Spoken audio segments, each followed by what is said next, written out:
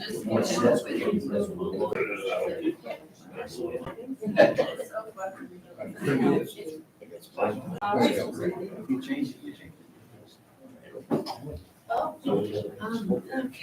welcome to Candidate Night 2024. This is the 4th annual, which is pretty exciting. I'm just going to read the intro and we'll get started. Tonight we will hear from candidates running for vacancies on our school board, budget committee, select board. Your opportunity to vote for candidates of your choosing will be at the general election in June. Tonight's forum will be conducted in a respectful, courteous, and professional manner. The moderator will be the deciding factor in matters of conduct and pertinence of questions. Questions or comments deemed by the moderator to be unprofessional, disrespectful, discourteous, rude, or irrelevant will not be allowed. Persons exhibiting unprofessional, disrespectful, discourteous, disruptive, or rude behavior will be given a warning or will be required to leave. Tonight's forum is not a debate. It's an opportunity to hear opinions, ideas, thoughts and goals, and experiences of those running for office. Tonight is not a session for direct questions to the candidates. However, you will have an opportunity to present questions to the candidate if time's allowed, which I think it should tonight. I don't think it's tonight. The questions have been developed by the moderator with input questions submitted by the community and from previous candidate nights. It's the moderator's intent to present questions relevant to our town in a broad, open-ended approach. So we are going to start first with the school board candidates, which we have one, Heather Chase, and then second, budget committee, and third, select board. Each candidate will have 2 minutes to introduce themselves, 2 minutes to respond to questions asked, and each candidate per group will receive the same questions, and each candidate will address the moderator when responding. All questions have been responded to. Once all questions have been responded to, the moderator will ask questions from those present in the audience. Members of the audience will present their questions to the moderator, not the candidates. Candidates will not be allowed to question each other. The moderator will present the questions to each candidate, ask the question to be rephrased or refuse the question altogether if deemed inappropriate. And each candidate will have 2 minutes to respond to those questions. Once all questions is completed, each candidate will be given 3 minutes to make a closing statement. Closing statements will be factual, polite, and professional, and closing statements will not be directed at other candidates, individuals, or public officials. And with that, we will begin. So, Heather, if you want to start off and give an intro about yourself. Sure. My name is Heather Chase. I'm running for school board as a write-in. I live just down the road here on South Waterboro Road. I have 2 children aged 4 and 6 who are both in Lyman Elementary School. Last year, I was on the strategic planning committee for RSU 57, so I've had my feet in the water. And I really do care about the education my children are getting. I didn't realize until I became a parent how much that would become the focus of my life, but here we are. I had originally planned to run for school board when they were a little bit older, but after finding out some of the things that are happening district-wide with students this last year, having been on the strategic planning committee and wanting to make sure that, what we decided is going to be implemented and getting a head start on making sure my children have the education in middle school and high school that I want them to have, I decided to run. Once I found out there were 2 vacancies in Lyman, I went to the last school board meeting and thought, where's Lyman? Lyman's not here. So that upped my decision to say, well, there's nobody on it, and I've already put in the time and energy, and my kids are actually in the schools. So I'll just run this year and try the 1-year position to see how it goes, and see if people agree with my thinking and if we're on the same page as well. All right, great. So first question, if you were to be elected, what goals or agenda do you have for your time on the school board? One I already mentioned is I was on the strategic planning committee, so I have a vested interest in making sure our long-term goals, which are about 5 years looking out, are actually implemented. Looking 5 years out, I'll have a child in middle school at that point, and my youngest child will be just finishing up elementary school. Nothing changes quickly in public education, so even a 5-year plan, if a 5-year to 10-year plan is looking out, now is the time for me to take action as a parent or as a community member for what the class of 2036 is going to have experienced.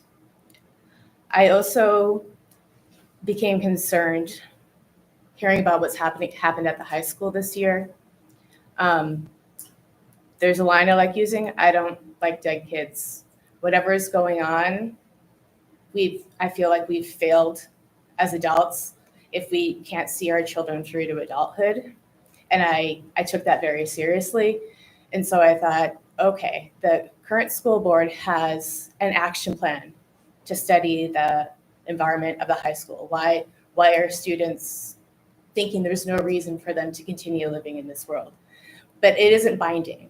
So I want to make sure that actually happens, because I want to see our children from all of our schools and all of our towns live to be adults. And that includes mine, that includes my neighbors, includes the kids of every birthday party I've gone to in the last 3 years. What is the role of the school board, and what is the relationship to the superintendent, and what is its responsibility to parents? That's a long one. Yeah, I might need more than 2 minutes. Yes, yeah, what's the 3 in 1, so Yeah. you go. So I'll start with the superintendent. The way I see it, looking at town charters, legal policies, state procedures, they're an employee of us, we the voters, we the people who pay taxes for the schools. We decide, or they are under contract to serve us and our children. The school board's role is to be the representative democracy, keeping that account. So each town votes on who they want to represent them. And those of us who are, if I'm represented, would go there and advocate on behalf of what we want, sort of like a board of directors for a business. I don't like comparing education to business, but the style is kind of the same. So the job of the school board is to hold both the superintendent responsible for their job duties, which is a pretty big job, and also represent the interests of the community and the parents with children in that school. In my case, I fall into both categories. I have children in the school, and if I'm on the board, I would be also holding them professionally responsible for what they're doing. But I can see being friends with people who are superintendents. I get along well with my boss personally for my job. We talk about our kids all the time. She has a 4-year-old, I have a 4-year-old. But at the end of the day, if I don't perform my duties, I don't get to stay. And if I do really well, I get a bonus. And it's the same idea with the superintendent. And they're being held accountable by the school board for being able to meet those duties. Good job. What do you think this should be the overall goals of public education? I feel like it's changed over time what key skills are, but the overall goal is to prepare our children to be functional adults. In the 1950s, that meant one set of skills. In 2050, that's going to mean another set of skills. But what we're trying to do, and it's a very difficult job sometimes, is prepare them for a society that doesn't yet exist so that they can be successful. A lot of those are basic education. So if you can't read, if you can't write, if you can't do math, you're not going to be able to sign a mortgage or pay for your groceries or budget for the month or register to vote. But you also are not going to be able to be successful if you can't adapt. So part of public education is teaching children to look at situations, take in information, and this is more like the higher level. Not my 4-year-old who's working on our shapes and numbers, but say once we get to middle school and high school, you're presented with this really ridiculous math problem. It may seem ridiculous to us. That's practice for something real life, such as I have $900 to my name. I have this bill. I have this bill. I have this bill. It's due on this date. It's due on this date, and my kids need this. How do I make it to the end of the month? And that's what education prepares them for, is how to adapt to those situations at the same time, because we don't know what it's going to look like in 10 to 15 years. There's been much discussion over time about traditional education versus social education. First, how would you define each expression? I'm going to go 2 ways on this. One is the one I think perhaps people are going towards, which is, do we focus just on academics or do we focus on social issues? And how much do we teach children about social issues? And at what age are certain topics appropriate? I kind of think that dichotomy is misleading. If we're preparing them for the future, the traditional education, reading and writing, arithmetic, paying taxes, registering to vote, knowing generally how society works, that's going to get your resume selected, right? You have the basic job skills you need That's going to get you in the door. The social skills are going to get you hired from your interview, and they're going to keep you from being fired once you're on the job. A big part of education is making sure that students have the ability to not just do the academics, but have what they call the soft skills out in society. And no matter what personally anyone may think, the world is full of tons of different people. And one of the great things about public education, one of the reasons I want my children in public education, is because the rest of the world doesn't look like our house. And when they leave, they're going to need to know how to navigate those social situations. I work in IT. I talk to people from all over the world, and some of them from all over the United States who have different cultural backgrounds. I'm married to a nurse. She's from this small town in Maine, this tiny little mill town, as Maine classic as you can get. Like, my father-in-law was the last person out the door when the mill closed in Jay. And they're as Mainer as they come. But being an ED nurse, anybody can walk in the door. So it wasn't just that she passed nursing school and passed her boards and got good grades, but she had to be able to pivot to understand different people from different backgrounds in the emergency department, because her job is to take care of them. That is the social part of education, preparing students for being able to navigate a social world that doesn't look like their house and doesn't necessarily look like their town. Just on time. So number 5 is kind of along the same lines as 4. So I think you've answered part of it. Yeah. So the question 5 is, do you think there's a balance between traditional education and social education within RSU? If so, how is that balance achieved? And if not, what's out of balance and how can balance be achieved? So I was thinking about this one earlier today, because I think what happens a lot is when adults are looking at how to teach young people about different social issues that we don't agree on, I think sometimes we get caught up in conflating teaching, whether or not we are teaching this is how it should be versus this is how it is. You don't have to, let me restart that. Teaching students how it is preparing them with real life skills. Teaching them how you think it should be is your job as a parent. And it's not the school's role to say, I'll give an example. It's not the school's role to say trans students XYZ, right? It's simply their place to say trans students exist in this building, they exist in the world, they're in math class, and they have to pass the same test you do. You may not agree with that at home. That's a home issue. But public school is teaching everyone that we have a bunch of diverse backgrounds, and wherever you go in the world, you're going to need to be able to adapt and get along with people. And that's including just to even keep your job. Thank you. In general terms, do you feel that our education system is adequately preparing the next generation to function in our society? If so, what do you feel has been the leading source of success? And if not, what do you think can be done better? I have a mixed opinion on this because my kids are really little and I really love Lyman Elementary School. Like, if I could keep my kids there all 12 years, I absolutely would. And a really great example I was thinking of is they have a talent show every spring. And last year, my 5-year-old went up and sang a song about dinosaurs dressed as a dinosaur. And she's 5 and she was in kindergarten. And it's really cute. So even if she had messed up, people would have thought, oh, it's really cute. But what blew me away was one of the 5th grade boys who, I don't know if he's gay, I don't know if he's bi, I don't know if he's straight and effeminate, but he got up there and sang a Broadway song. And it was amazing. But when I was in school in the 90s or late 80s, early 90s, I would have gotten beat, like a boy like that would have gotten beat up at my school afterwards. And they would have continued beating him up for the next X number of years until he got out of that town.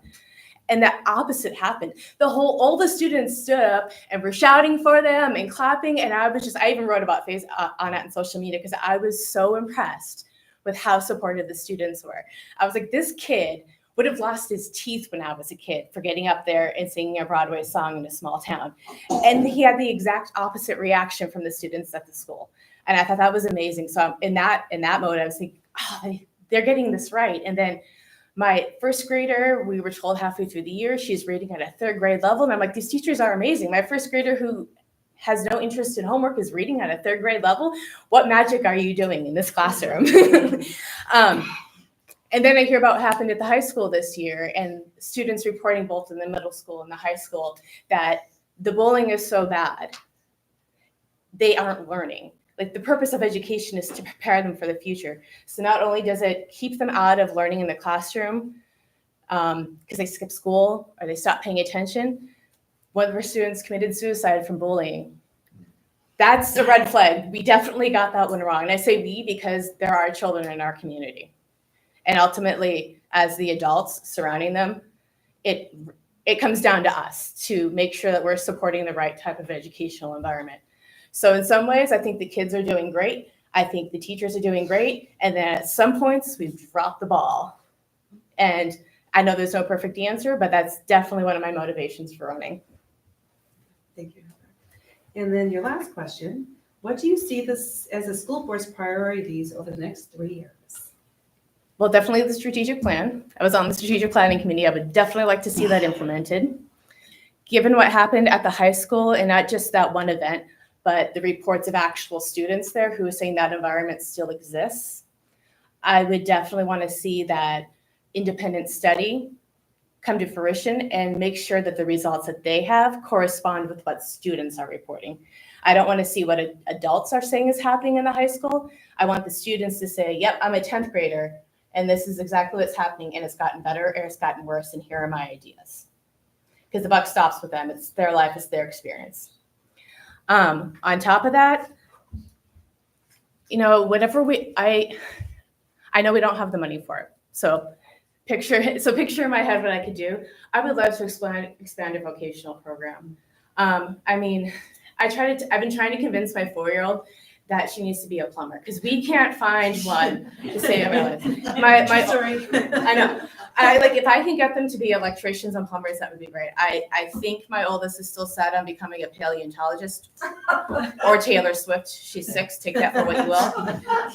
Goals. Yeah. And there are some industries that require an advanced degree. Like I'm married to a nurse. You have to have a nursing degree. That requires college education. There's different paths you can start at community college. I couldn't have my job if I didn't have a master's because it takes a certain level of education and experience.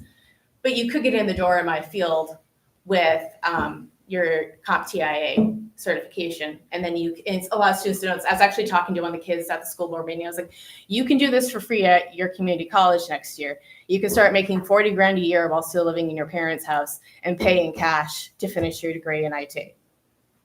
Right?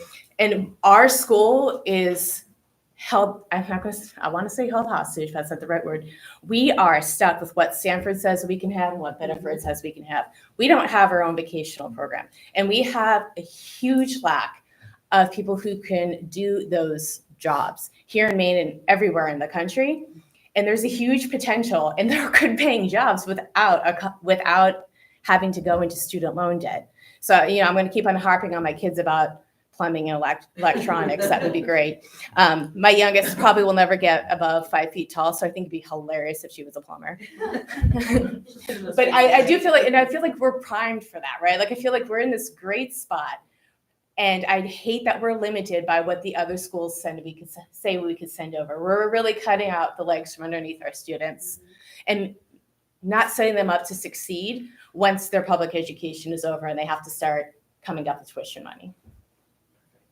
And then I'll give you 3 minutes for closing. Anything you want to say? One thing I will say, because in this world, everyone's name is spelled differently where you're write-in. Mm-hmm. Spell your name for everyone, anyone that wants to write it down. Okay. Because names are spelled differently, even Heather could be different. Yes. So 3 minutes to go ahead and let them have your closing remarks. So Heather, like the Heathers from the 80s movie, that is usually the reference people give.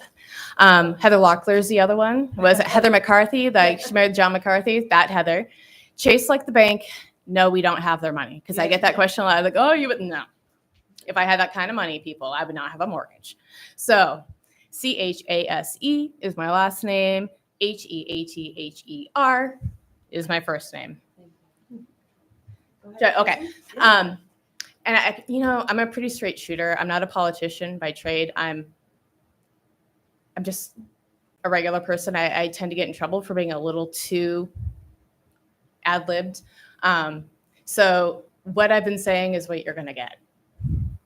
If you have any questions for me, I'm happy to answer them. You may like my answer, you may not, but I'm presenting where I sit in the world as a parent, as someone in their 40s looking towards the next 40 years for my own, making sure we have people to take care of us when I'm in my 80s and 90s. Like I want this generation to be able to take over the responsibilities that my parents are stepping away from and that I hope to step away from in the next 20 to 40 years, depending on how much my 401k is worth. Aren't we all? Yeah. I know. I look at it. I'm like, oh, if I had this income back in 2002, I could have retired in 2008. Too bad I had just finished college. Yeah. Yeah. Awesome. Yeah. Thank you so much. So I will open it up to, does the public have any questions for Heather? They would like to ask her before she's. Yes, how about the gender situation with the boys going into the girls' sports? How do you feel about that? So this is not an easy answer. Are you looking more at, are you thinking about students who identify as transgender? Right. Okay. So there's a couple ways to go about this. And just as a disclaimer, there's not even agreement. I mean, I'm in the gay community. I'm married to a woman. There's not agreement in the gay community. There's not agreement in the NCAA. There's not agreement in the Board of Education. So I'm just going to present what I know about the role of medications and self-identity. Sports-wise, there are physical, even if I never wanted to admit it as a tomboyish girl, there are physical differences. That said, how big of a deal is it? Is it a team sport? Is it a one-on-one sport? And the next thing I'll point out is once people begin hormone therapy, if you're female, the testosterone actually builds you up to be more physically like a man. And if you're born male and start taking estrogen and progesterone, it takes away that body mass. So one of the discussions that there is not an answer to, and I don't have a good one for you, honestly, is that if there's hormone therapy, there actually is that physical change that people worry about. They're like, oh no, it's not fair. The boys are going to be stronger than the girls. Well, no, they're on hormones, so they're actually not anymore. Where I would come down in the end of that, though, is I don't like dead kids, right? And the students most likely to kill themselves in high school are transgender students. So my end goal is to make sure that every student who goes through that school feels like they belong there. And that would take into account, the straight students as well, obviously. But my end goal is that every student can finish their education and not feel like they're better off dead than alive at the end of the day. And I think when transgender students hear adults debating their right to even exist in the first place, it makes them feel suicidal and their life isn't worth it. And that's the debate I want to avoid. Did that answer your question? Yes. No. Okay. Well, like I said, Well, anyone else have a question? Yes, I did. Don? Don Hernan, Mhm. just a question. Can you give a feeling for how much capacity there is at the elementary school for additional students? Oh, none. I know they say there's another classroom or two, but I just went to a recital today, and the building is as old as my wife. It was built in 1979. It was 60 degrees outside today, and inside the building gym, it was 85. You're talking about the elementary school? Elementary school. I'm talking about my elementary school because that's where my kids are. So that was my mind went. I think they said they could fit one more preschool class in there. I find that hard to believe, having been to all the open houses, especially if we want to make sure there's the right student to teacher ratio, both in fairness to the students and to our teachers who are in some days I'm like, you must really love your job, man. The high school, I would say it's at a pretty similar position as Lyman Elementary. It's outdated. Students talk about tiles falling off the ceilings. I'm sure there's asbestos in there as well. I was in one of the strategic planning committee meetings. One of the women who was on there, I don't want to do ageism, but she was older than me and younger than my grandmother. She said she went to that exact same high school, right? That dates it. So my mom's 70? So that puts it where it is. So even if we could shove more students in there and we could put on a few more trailers, is that really what we should be doing? Or should we be focusing on getting the facilities to a place where they can actually drink the water? Because there's arsenic in it right now and they can't drink the water in the school. Could I follow up with a question on that, please? I don't know, Don. Yes. I'm not, let's say the elementary school has to be replaced, Mhm. does that cost fall on the entire school district or just on the town of Lyman? So from what I understand it, neither of us could afford it. So the way that we would have to go about it is we'd have to apply to a grant through the state, and we'd have to do matching funds. Like they would supply. It wouldn't happen next year. It would be like if my kids would be out of the school by the time they broke ground. But we would have to pony up some of it. And maybe there's lots of different ways to do it. And trust me, I hate the mill rate too. Like I'm looking at my finances the last 5 years and I'm like, please don't increase my taxes. Oh my goodness. I'm still trying to raise children and every cost has quadrupled. So especially since I have 2 people who can't support themselves, I totally get that concern in multiple ways. That said, the current status quo isn't, if we're still here in 50 years, what have we been doing? And so that's the reason there are Is there a programs. plan for this now or not? Not that I know of. When I've gone to the strategic planning committee, both the high school, Lyman Elementary, and I think there was one other school are dreadfully old. And the middle school is in pretty decent shape. But those are the ones. And when I have asked Superintendent Markey about it, when I was on the strategic planning committee, there was nothing in place because we don't have a grants officer to go apply. Like Saco just got one. Saco just got a new school, but they also have, I mean, their taxes are through the roof. So that's part of it, but they also paid somebody to do that grant research to apply for it. So there's not a simple answer. It's sort of like how I feel about the buses, right? Like I would just like to point out that it seems like there's a push from the state to increase the density of housing in almost all of the communities in southern Maine. The state, to my knowledge, is not providing a lot of assistance for that. So obviously, if that occurs, then the schools are going to be not overwhelmed. They're going to be very crowded, and that's going to lead to a need for that. And I would hope that somebody in the school district or the planning of schools would develop a plan for this because it's going to happen, I think, pretty soon. Maybe within the next 5 years. if you have seen any of my comments on Lyman The Happening, I absolutely agree with you. It's actually one of my big concerns. I'm thinking, where are we going to put these kids? Not only, I have a few thoughts on that, and some of them are not related to schools. But say we're all on board with building 3 new subdivisions. Where are you going to put those kids? and there's literally arsenic in the water. I have to send my children with their own water to the school because they can't use the water fountains. Adding more children to that is not going to make the situation better. Now, I know this will surprise you, but I'm not on the social media. I've also showed up to a few, I think, planning committee meetings or comprehensive planning committees. And again, I don't follow rules very well, so I tend to speak out. All right, anyone else have questions? Karen? Carol? Oh, sorry, I do that all the time. I'm so sorry. No, it's okay. As someone who doesn't have kids in the school, but taught school for 40 years, I kind of like to keep up with things and see how things are going in the district. And I find that especially the school board portion of the SAD 57 website is so uninformative. There is no point to looking. I can't see proposed budget. I can't see goals. You're talking about a strategic plan, and I'm guessing it's there somewhere. There is absolutely no way to know what's going on. I can't watch it. I can't read about it. So how do you propose that might work? A lot of that comes down to having somebody who's able to build a web page that's user-friendly. I work in IT, so I'm going to leave that there.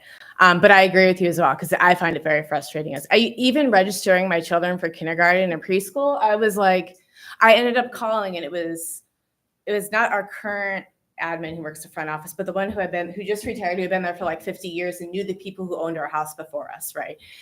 It took me calling her and giving her my email address so that I could register my daughter for kindergarten, because I couldn't find it. This is ridiculous. Now that I'm in Parent View and everything, I get all the emails.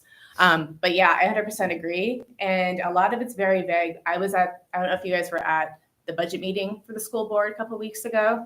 One of the questions I asked was, what are we offering pay for bus drivers? I think that would be pretty front and center. We keep on saying be a bus driver. It turns out it's between $20 and $22 an hour for 10 months a year, which is not a living wage. So do the math yourself about why we always have a bus driver shortage. But that, I would think that'd be pretty basic info. Like on the front page, I can see what's the superintendent paid, what are the teachers paid, what are the paraprofessionals paid. I even went to the jobs site where they list the jobs, and this drives me crazy. Maybe it's because I'm like an elder millennial, I'm 41, but I think you should list how much you're going to pay for a job, even a range, like depending on experience. And that isn't even listed on it. I won't, personally, I don't apply for jobs if I'm not given a range, because why waste my time on a 40 grand a year job when I know I can rake in twice that. Right? Why would I do that? So yes, I hear you on that, and the website needs to be revamped and made into a user-friendly interface with actual information. All right, any other questions for Heather?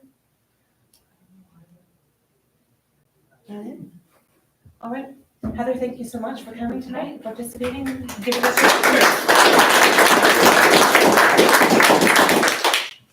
I would stay, but I have to go do bedtime. So my kids won't go to sleep unless. Have a good night. Thank you. We're neighbors, kind of. Where are you? I'm at Green Square. Just usually after that. So we'll give you the 2-minute who you are. Okay, I'm Karen Kane. My husband and I live at 14 Pines Lane. We bought our house in 2014, and then we moved in permanently in 2017. So we've been there around 7 years. I have a bachelor's degree in business management, and prior to retiring, I worked as a manager in both customer service and marketing organizations within the medical device industry. So have a lot of experience creating and managing budgets, aside from my household budget. And I've done that in small companies, large companies, through good times and bad times. So I think I have a good deal of experience that I can offer the town. I was on the budget committee. I've been on the budget committee this past year, finishing out the last year of somebody else's term. In that year, I learned a lot about municipal budgeting and the differences between that and, in a business environment. And I'd like to continue in that capacity and take what I've learned and take my experience and offer it to the town. All right. So first question, which I think got some of it in there too, but if you were to be elected, what goals or agenda do you have for your time on the budget committee? So I think the budget committee should represent the people, should advocate for the people of the town.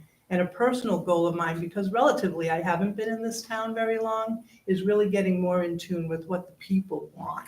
And, I'd like to find avenues for getting that information, channeling that information.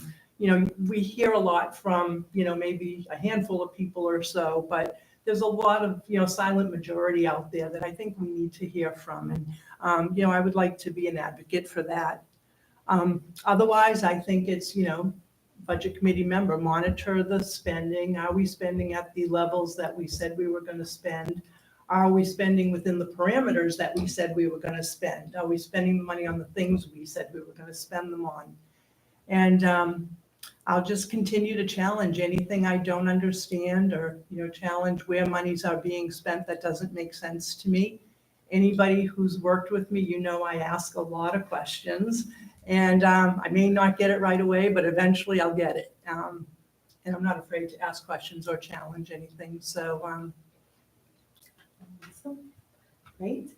So second question, how do you perceive the role of budget committee, and what is its relationship to the select board and its relationship to the treasurer? So again, I think, the select board is responsible for representing the needs and wants of the people.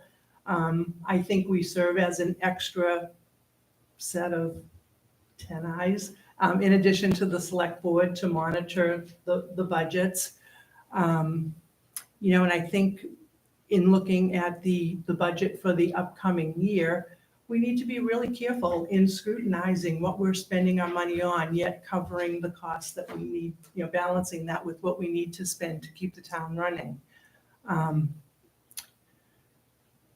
Other than that, I think, to be forward-looking, I think the budget committee, as well as the select board, everybody in town needs to be forward-looking to anticipate what's coming down the road. real estate taxes are gonna be going up. That's what keeps me up at night. How is that gonna impact people? Yeah, it's gonna raise our tax level and our income, but how is that gonna affect the person trying to buy groceries and turn their lights on? So how do we weigh that with maintaining our infrastructure at a healthy level so that we don't get so far behind that it's costing us more to fix things in the future? With respect to the relationship to the select board, I think, we review the recommendations of the select board and we may or may not agree. But we have the opportunity to discuss with the select board and ask questions at workshops. And, hopefully we come to consensus, but if we don't, we make our recommendation and ultimately it's the people who decide what the budget's gonna be. And the relationship with the treasurer, oh my God, I don't know what I would have done without her in that first year. She's so instrumental. I mean, she's got a unique perspective because she's lived through many budget cycles. So she's got that historical perspective of understanding what's happened in the past, what's worked and what hasn't. And she understands municipal budgeting. She works with the select board. She works with the various departments who are establishing the budget. So she just has so much insight that we feed off of, in addition to the practical stuff of providing us with the tools that we need to have up-to-date information and do the analysis that we need to do. So, yeah, invaluable. Thank you. Do you think the town budget is too large, just right, or too small and why? Okay, Goldilocks. I think the best way for me to answer that is, having been on the budget committee this past year, I think that the budget that we're proposing for the upcoming year is appropriate for what the town wants to accomplish. We all want to see taxes go down, let's face it. But I looked at that budget as if it were my own and said, where can I cut? Where do I need more? So we challenged some areas and I think that there are areas to cut, but I think the town's done a good job at keeping a tight budget. Excellent. In your opinion, what is the most pressing budgetary challenge to our town? And what town activities should expenditures be reduced or increased? So I think the biggest challenge in Lyman is we have a small tax base and that tax base isn't growing very much. Yet costs continue to rise. Our population continues to age, so we have a lot more people on a fixed income. We've got changes coming down the road, like real estate taxes. Dawn mentioned, housing. What does that look like in the future? So I think the biggest challenge is how do we prepare for all of those things while keeping a healthy infrastructure? Yeah. Residential property taxes are the primary source of income for our town. Are there other sources of revenue that could be sought so as to lessen the burden on the residential property taxes? I have a list. I'd love to hear them. Yeah, I think first of all, we should be taking full advantage of grant monies. Now that we have a town manager in place and it's been put in place for a while, I really would like to see more of that come from the town hall. I think there's a lot of money out there that can be had if we had somebody who was able to write grants effectively. I think whoever that person is should also lend assistance to committee members, to assist or educate them because there's a ton of grant opportunity within some of the committees we sit on, but we're not grant writers. We're not, we don't know how to do that. So I think that would be a huge help for the town. I also think that taking advantage of existing assets within the town is important. I think, selling off some of the properties, the town-owned properties is a good start. Bunganut is another good start. We've got a great resource there. How do we attract people to come there? How do we attract leagues to come there that will pay fees to use that town property? So I think we really need to look at what are the assets that exist in the town and how do we take advantage of them to increase the revenue coming in.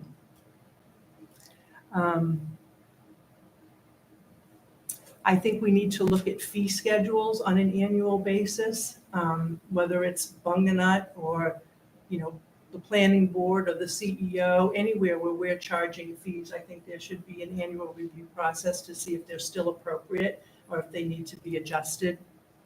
And I believe in reaching out to other communities that are similar to ours, similar in size, because we don't need to recreate the wheel. Other people are doing this, so why not tap into other communities and find out what they're doing to help fund their towns? Wonderful. And question number 6. In your opinion, does having a Zoom policy increase participation, and is it a valuable resource for keeping boards and committees working on town business? If yes, why? If no, why? So I don't know if a Zoom policy will increase participation for every committee, but yes, I do believe that Zoom is a very helpful and practical tool to use. I experienced it myself where I couldn't be at a budget committee, and it frustrated me that I had to watch it on YouTube and I couldn't participate. So in that instance, I think it's helpful. So if people aren't there, they can still participate and do their duty. And like I said before, I want to hear from people. I want to understand what people want. And if Zoom will provide a channel for people to have a voice in how their government is operating, then I think that's a positive thing. If we try it and people aren't participating or it's not working, you can revisit it then. But yeah, I am in favor of it. Thank you. And then question 7. What do you see as the town's priorities over the next 3 years? I think first is to get the revaluations done so that we understand just exactly where we sit from a tax perspective. We can't keep kicking this can down the road and get sticker shock even worse. So I think that's a big one. I think we have to, continue to maintain our infrastructure. I'm listening to Heather about the school situation. Right, that scares me. So there's that. And again, looking forward to what's coming down the road. What do we need to be prepared for? And how is all of that going to play into how we establish our budget and take care of our people at the same time? All right, so you have 3 minutes to say anything you'd like to say, or we'll open it up to the public after that. It won't take 3 minutes. Basically, I love this town. I care about this town. And so if I'm able to help, I'm happy to help. I think that we need to be conservative in our spending and creative in our funding. And I look forward to that challenge for the next 3 years. Thank you so much. Does anyone have any questions? Don't. I just would like to ask you, based on your experience so far, it looks like our total, the town's budget's about $4.5 million, and of that, about $975,000 is salaries and benefits. Do you have any feeling? I could probably go look this up myself, I guess, if I were motivated or whatever. But I haven't. So do you have a feeling for how that compares with other towns, in York County of a similar size? Are we spending too much on administration relative percentage-wise, considering we have about 4,400 people here, I think, residents in that range? I don't have a good feeling of how we compare, and I'm wondering if the budget committee, as part of your due diligence, has looked at that and say, okay, yeah, we're spending a heck of a lot more money on salaries and benefits than another town of a similar size. I just wonder if you have any comments on that. I don't know. Honestly, I don't know how we compare to other towns. I do know that in going through the budgeting process, there was a lot of talk about getting salaries up to a level that they need to be because they were lagging. Mhm. And, naturally, we want to attract the best people that we can for our schools, our town offices, and so forth. But no, now I'm curious and I'm going to go look. Yeah, I realize it's hard to get people to work in town government. I've seen that from the planning board perspective, where code enforcement has been an issue, getting code enforcement officers, assistants, and things like that. So I'm not criticizing that. But I don't personally have a feeling. I thought maybe the budget committee would have a feeling as to how we sit. Are we way up here? Are we about average, or are we way under? On a overall basis. I'm just asking the question. Yeah, someone else on the committee may, but I honestly, I Thank you. don't. Good luck. Thanks. Any other questions? Thank you so much. Thank you.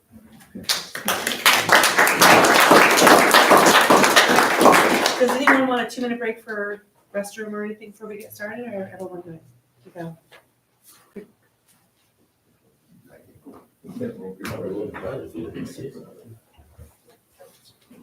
It's okay, yes. Well, maybe after the next cup of water. Sounds like you do. No, I'm good. It's funny seeing you over there. I know, right? All right. Welcome, everyone. It is, yep, we're live. So we'll do, now that we have more candidates, we'll just kind of do left to right, and then each time I ask a question for the first time, I'll go to the next person, so someone kind of gets hit first on a question. Does that make sense to you guys? You okay with that? Sure. So it's not always the same person having to go first. We'll start with the usual from left to right, Dave. We'll do introductions and give your 2-minute intro. So my name's Dave Alves, and I'd like to thank you for moderating tonight. Welcome, everybody. I've been coming up to Lyman for over 50 years. I've been a town resident for 20 years. I'm self-employed for 40 years. I've been a past selectman where I was a part of many positive changes. I sat on and participated in the new Charter Commission. I was the liaison for the Kennybunk Pond Rehabilitation Committee. I am currently a member of the Ordinance Review Committee. I am a member of the Comprehensive Plan Committee. And I am currently working on the Town of Lyman-owned property study. I am working with the architect for the town hall expansion, and I do this for the love of the town. It is my goal to help and make positive change for the benefit of all residents. Thank you so much. Joe? Thank you, Michelle. Thank you for moderating. Thank you. I'm Joe Wagner, and I'm from away. I was born in the Bronx, raised in a small town in northern New Jersey. Papa was a truck driver. He delivered Wonder Bread in New York City. Mom was a homemaker until we got older, and she became a bank teller. I have a bachelor's degree in politics from Catholic University in Washington, D.C., and a master's in public administration from the University of Southern California. I earned my way through school. At Catholic U, I worked as a custodian and as a resident advisor. I had paid internships in graduate school.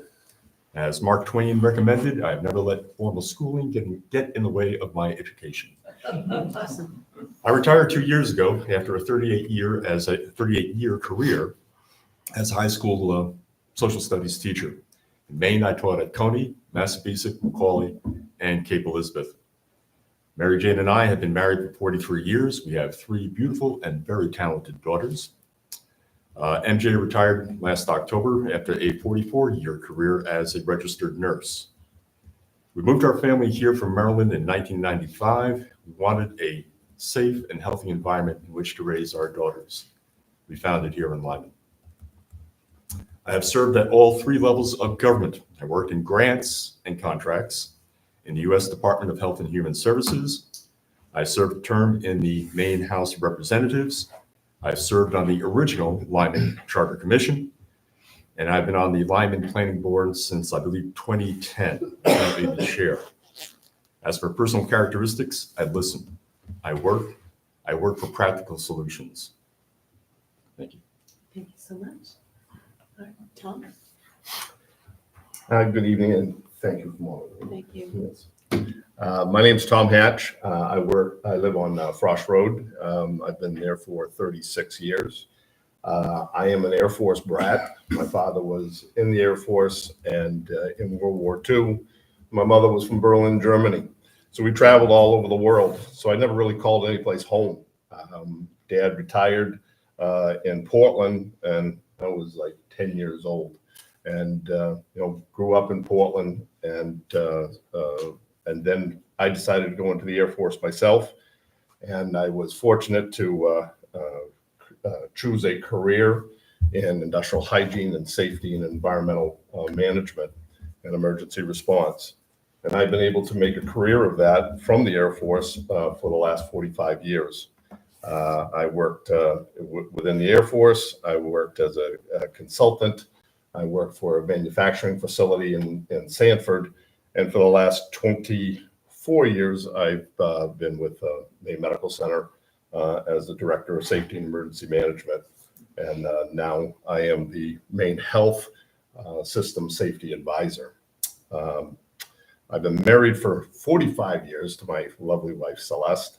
I have 2 daughters that were born here and was raised here in Lyman, went through the school systems, and now have 3 beautiful grandchildren.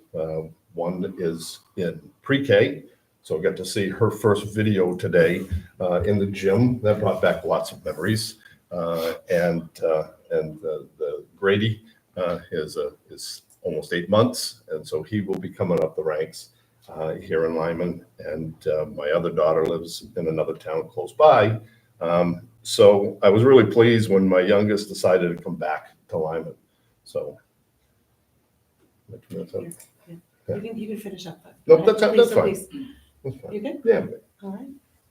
I'll say a little bit. Yeah. My name's well, you'll see it on the ballot as Ralph Blackington, but Mom didn't like the name as a newborn as Ralph, so I'm Rusty. It's actually in parentheses on my birth certificate. I moved here in 2000, 24 years ago. I came from I was a department head at the Samoset Resort for 12 years. I moved down here. I raised my 7 kids. They have all gone to all these schools. I have 2 biological, 5 adopted. My wife's not that crazy. But I've been married to her for 30 years. Seems like nothing compared to you guys. Wow. I've been a coach at the high school. I've done high school soccer for 12 years, but actually this fall I just retired. Hung it up. 12 years was enough. I am also a referee. I ref all the youth soccer games in the area. I live on Wood Thrush Lane. My last kid is a senior next year in college. Doesn't mean they're all out of the house. I still have many cellar dwellers. But yeah. But that's just me, and I own my own business. My wife owns her own business, and we just pluck away at life. Thank you so much. So we'll start all the way to the left. Dave, you're the first question. If you were to be elected, what agenda or goals do you have for your time on select board? Well, the agenda has such a negative Yeah. connotation. It is So- not meant negatively. I in know, this context for so anybody. I'll use the word goal. So my goal, should I be elected, would be to continue with the positive changes that have been set in motion 4 years ago. I applaud the new town manager and the board, the current board, for the A rating that they received from the third-party evaluation a few weeks back. I have not seen much positive feedback, so I'd like to thank them now. I'd like to continue with the work on the committees I sit on, as well as working on the land study to bring the most benefit to the residents as possible. I'd like to see much of the town-owned land be put in trust with future ideas for town expansion in mind. This should be and is being discussed with the Comprehensive Plan Committee. Some of these ideas would be working with the current school system to discuss and plan their future needs, as well as look into possibilities of working with the private sector to use some of this land that will be set aside to possibly create and start choices for parents, such as a charter or a trade school for the town residents. The latter could also be used for adult continuing education. I would like to work on the housing issue we have in town for our elderly, our poor, our first responders, our teachers, as well as our first-time home buyers. Thank you. Joe? Thank you. If you were to be elected, what agenda in a good way, or Mhm. goals do you have for your time on the select board? Thank you. Number one, to promote openness. think there should be a greater inclination to hold public hearings as opposed to executive sessions. The people's business should be done in public. Much has already been said about grants. I would suggest that one way to alleviate the tax burden, as already been mentioned, is to apply for any grant that even the town would be remotely eligible for. Just recently, I saw a news article about federal disaster relief for the damage that has been done in the recent storms. Maybe some money can be acquired through that to help clean up, say, Bunganut. The website to check out is maine.gov/flood on that. I've been on both ends of grant applications, preparing them and reviewing them. I'd like to offer my assistance to the town in grant preparation, whether or not I'm selected for the board. I would like to make sure that the state pays its fair share for anything that it imposes on the town in terms of obligations. Now, LD 1976 came up. That was on the appropriations table. I think it was pocket vetoed. But I discussed that with Senator Henry Ingwersen recently. And he said that the comprehensive plans committee's intent to go with the new strictures is the way to go. This thing probably will make a comeback. And I tried to make the case that this is a unfunded mandate on the town. I think we're looking for like $10,000 per year for Southern Maine Planning and Development to help us on this. It's in the state constitution. If the state imposes on a municipality any type of requirement, it has to cover 90% of the cost. And he was at least agreeable to listen to that pitch. So, and also a little bit concerned about the overall RSU 57 budget, in the sense that you take a look at the brochure that was sent out, and the state coverage is, I think, 30%. Okay, 30%. I thought we voted some time ago that 55% of the amount is covered by the state. I got a email back from the superintendent on that just today, advising me to give him a call to get an explanation as to why that's so. Thank you. Sorry for the overtime. Excellent. No, that's excellent. No, perfect. Thank you so much, Joe. Tom, if you were to be elected, what agenda or goals do you have for your time on select board? Well, I'm looking at things at a different perspective, having been a select board member for the last 3 years. And a lot has happened in the last 3 years, a lot of changes, a lot of positive changes.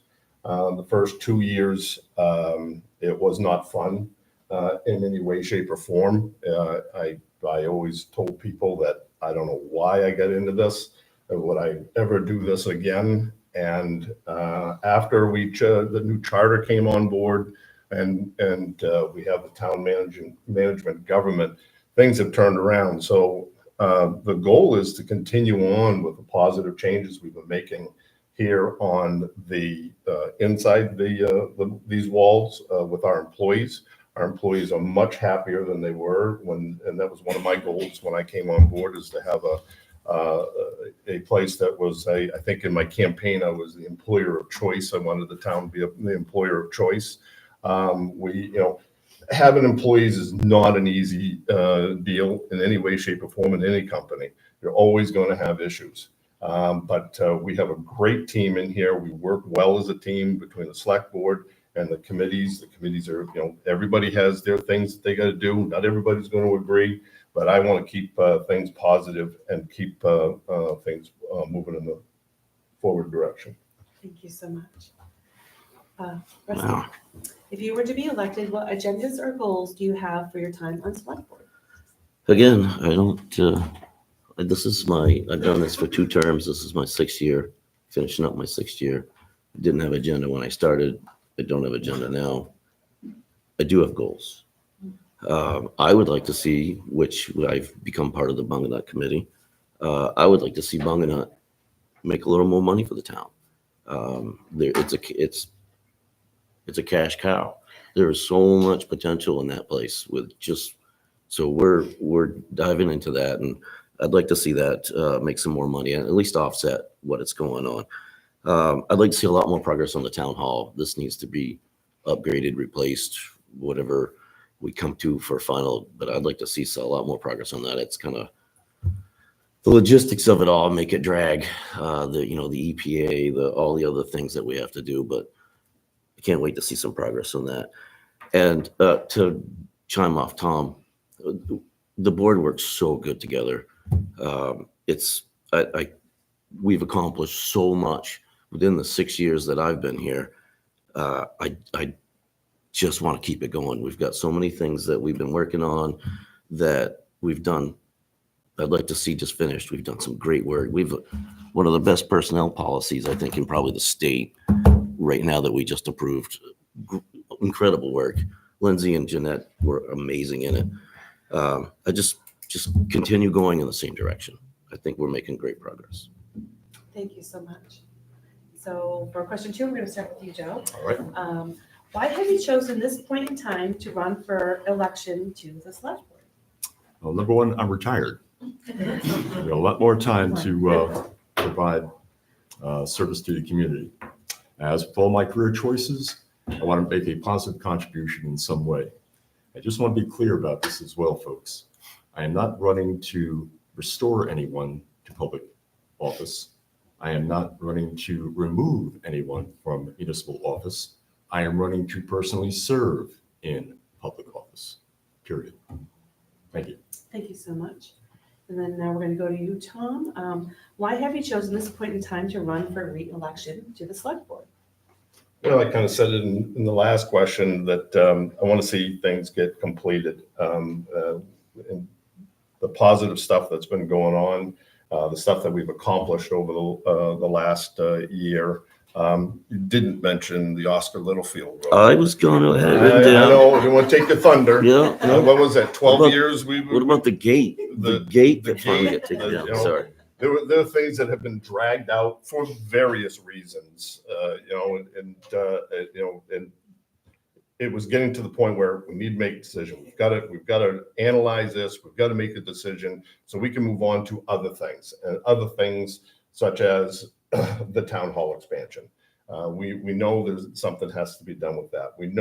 I think we should work with the school system, the elementary, once again, seeing my granddaughter in there today and knowing, the town is going to grow. It has been growing in not in big numbers, but it has been growing. And I think with the ordinances of the 5-acre minimum, I always would say when people, why do you live in Lyman? I said, well, it's a 5-acre minimum. We have a lot of, people have land. They can, and it's kept the small town atmosphere. But it's changing, and we've got to work together. And when I first came on the board, the first thing I said to the board is that I work with people as a team. And if we don't work as a team, it's nothing's going to get done. And so it's working as a team, as a board, and it's also working as a team with the committees that are out there. And I also am on the fire commission. I've learned a lot with the chief over there, and that's an example of working with Dayton on how things can run very, very well with another town. Excellent. Thank you so much. Rusty, why have you chosen this point in time to run for re-election to the select board? If you asked me this question a year and a half ago, I wouldn't be here. There were times where we would leave this meeting and I would hesitate probably a half hour before I dare to go to the parking lot, because there'd been someone in here that was absolutely swearing their head off, storming out, pacing in the parking lot. It was sketchy. But with the town manager and the select board that we have, the team that we work, we have made such great progress. We have done some really good things. I just want to see it continue. And I enjoy doing this.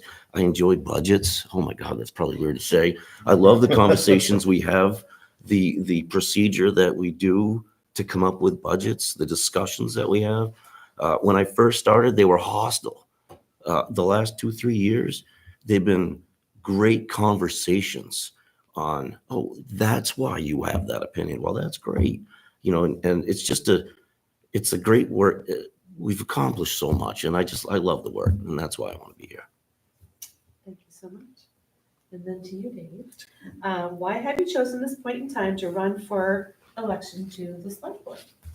Well, honestly, there was only one applicant at the time.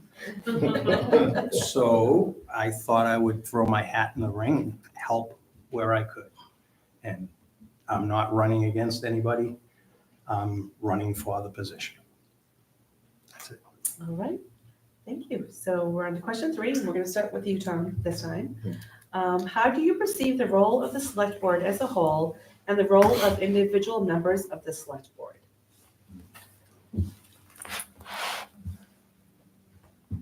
The role of the select board as a whole is working for the people.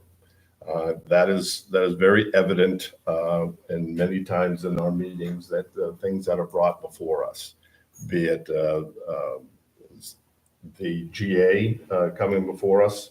We're supposed to be the overseers of the poor. We have had some situations that have come that are not easy. That's something that we have to take very seriously and work as a team on this. And working with the individual members of the select board team, select board individually, not 3 together, so we aren't accused of having illegal meetings, okay? We bounce things off each other. We all have opinions. Everybody has an opinion. We want to do what's right for the town. And that's where we, and as Rusty has said, over the last year, we've bonded as a team, and I want to continue on with that. Thank you. All right, and now to you, Rusty. How do you perceive the role of the select board as a whole and the role of individual members of the select board? The select board, we've worked so hard on this. Determine the goals and direction of the community. Understand, amend, approve the budget, make decisions on ordinances, major projects, large contracts, basically oversight in a broad sense of accomplishments. We allow the town to run. We're the ones that approve the spending and things like that. When it comes to individuals, we're all so different, and we all have our wheelhouse. Everybody's got their wheelhouse that they're good in. Jessica, not here, Jessica Picard, she's an HR guru.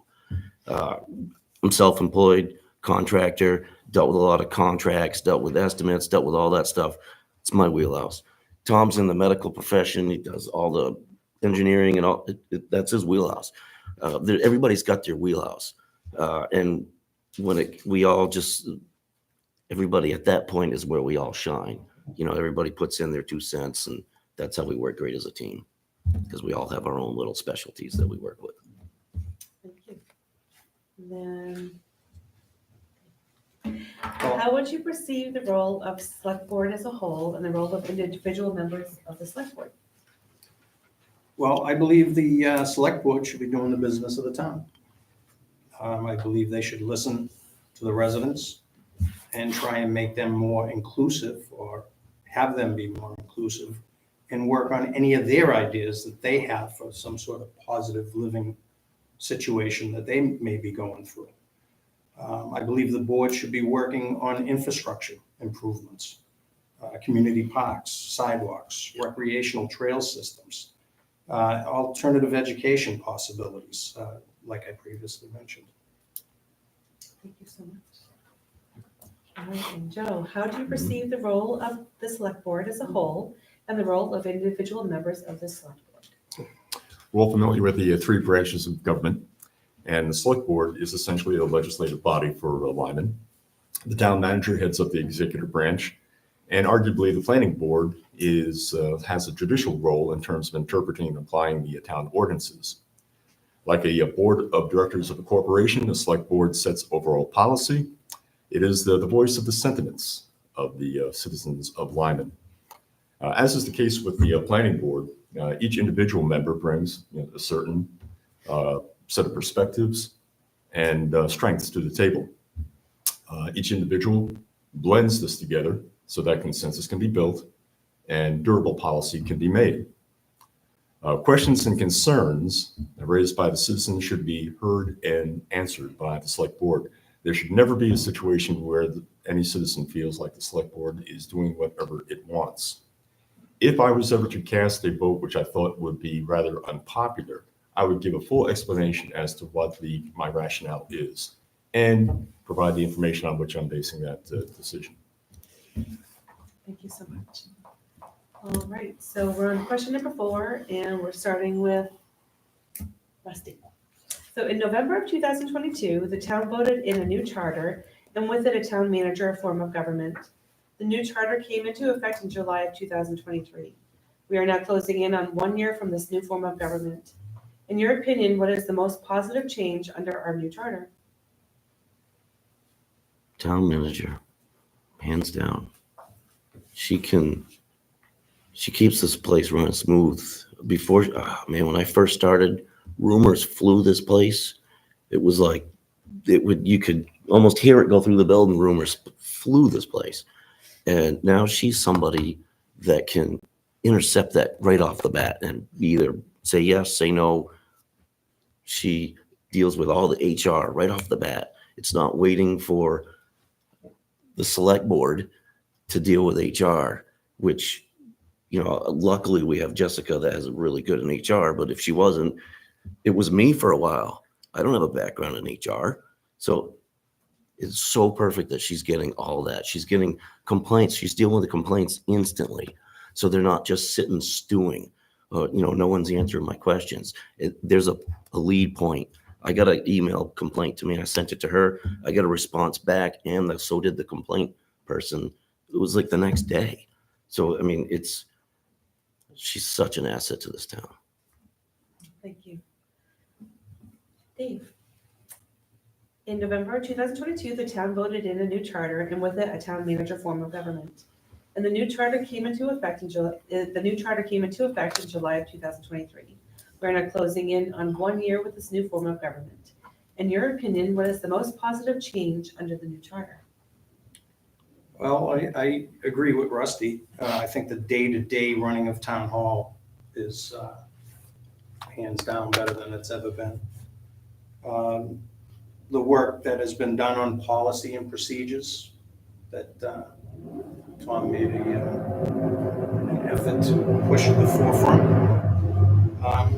I also think that it put a spotlight on, any outdated ordinances and, the future growth in the town. It had people on the committees really start laser beaming on what we're going to get into. Thank you.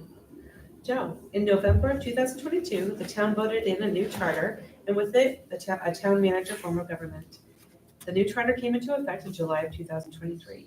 We are now closing in on 1 year with the new form of government. In your opinion, what is the most positive change under the new charter?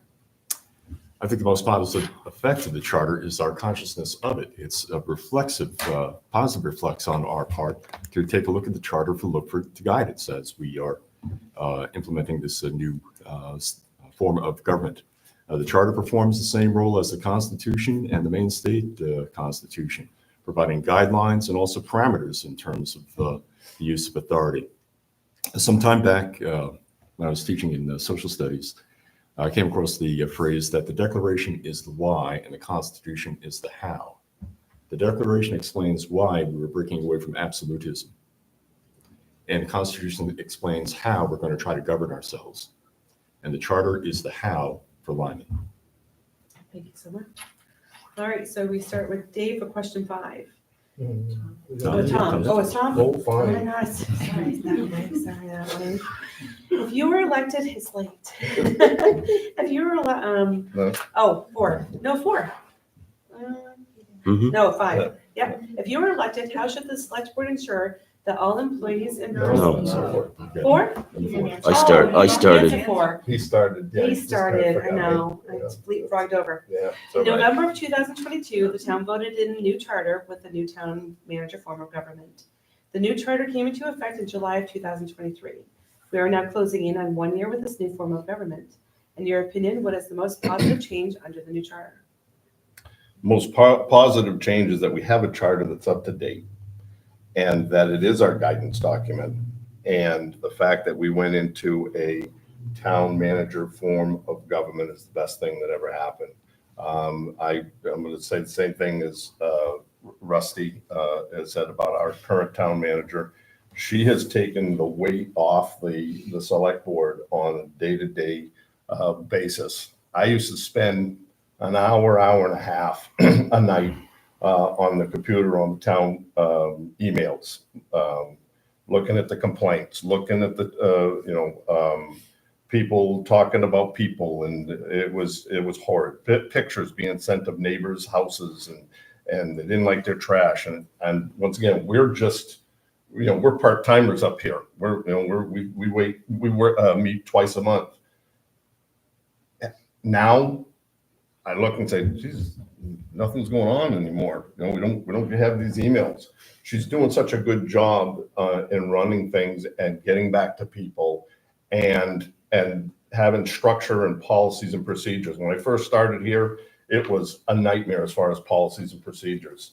We looked at what do we give people for raises after they're here? 6 months, maybe give them $2 an hour.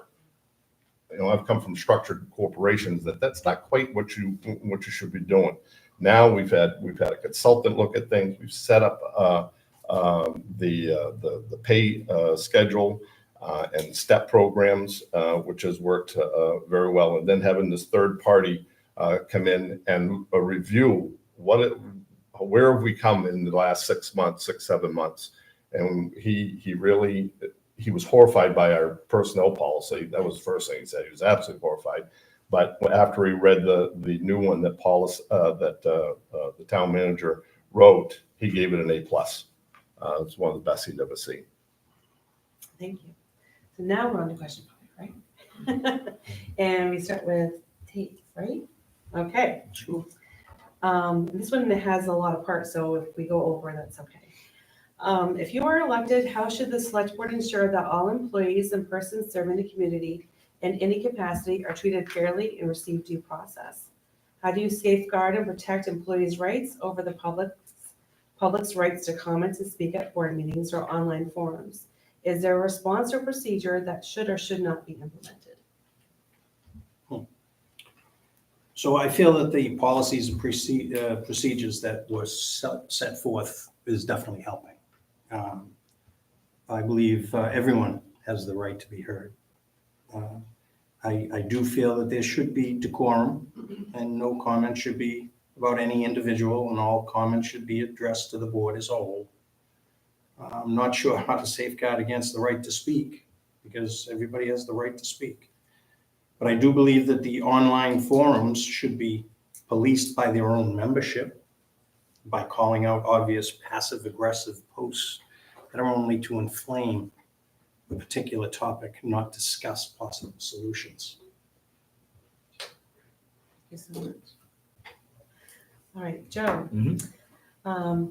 If you're elected, how should the select board ensure that all employees and persons serving the community in any capacity are treated fairly and receive due process? How do you safeguard and protect employees' rights over the public's rights to comment and speak at a board meeting or online forums? Is there a response or procedure that should or should not be implemented? Right. Now, one component of town government that is mentioned in our charter, but currently absent, is the Fair Hearing Board. Now, without that body, employee due process is somewhat weakened. So folks, we need some volunteers there for that. As for town employees, whether or not they're attending the transfer station or attending the counter here, they deserve respect and appreciation. If they are providing some instruction, they're not trying to give us a hard time, right? They're just trying to follow rules and procedures. If any resident has a concern about the conduct of a town employee, there's a formal process to make that known. Voicing displeasure online is just way out of line. It's destructive, demoralizing, not constructive.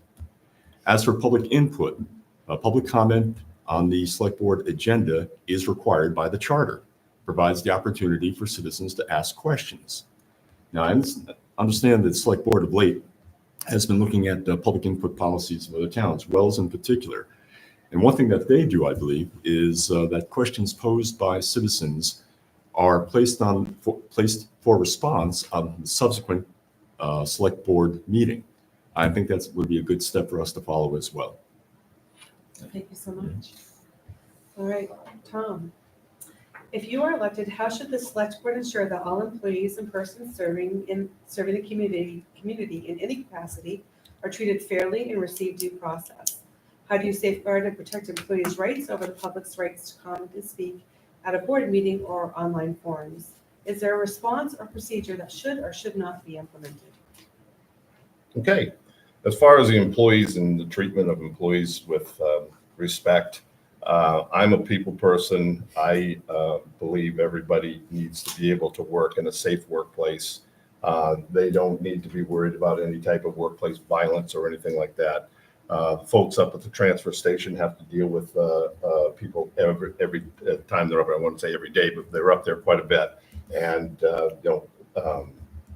staff have spoken to me about what they have been subject to as far as verbal abuse and what have you. And I don't believe I will stand up for them 110%, and make sure that they have a safe place to work. As far as the public's right to comment and speak at a board meeting, absolutely never have been against that. I think what we're proposing coming up, as you were just referring to, is something we talked about. It used to be that when people come up here for the 5 minutes, they expected an answer from us. And it's very difficult if it's something we don't know about to have some conversation. It's not fair to the person up there, and it's not fair to us. And we back years ago, we said, go to the select board clerk and get it on the agenda for next time. That never really took, any type of form of process or policy. And I think that's what we're getting to now, to go back to that, and fairness to everybody, fairness to us, fairness to the person that come up there. And anybody that watches the films of meetings know my take on social media.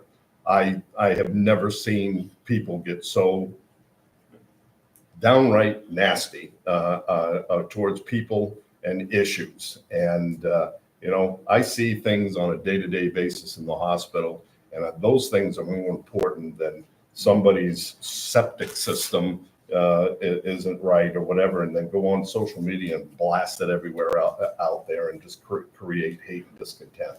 Come and get an answer here from the town manager or the code enforcement officer. Thank you so much, Tom. Rusty, if you are elected, how should the select board ensure that all employees and persons serving the community in any capacity are treated fairly and receive due process? How do you safeguard and protect employees' rights over the public's right to comment and speak at board meetings or online forums? Is there a response or procedure that should or should not be implemented? Well, I think our Lindsay, we've done a good job. I shouldn't say Lindsay, because the board worked on this also. We've done a good job addressing a lot of it within the personnel policy.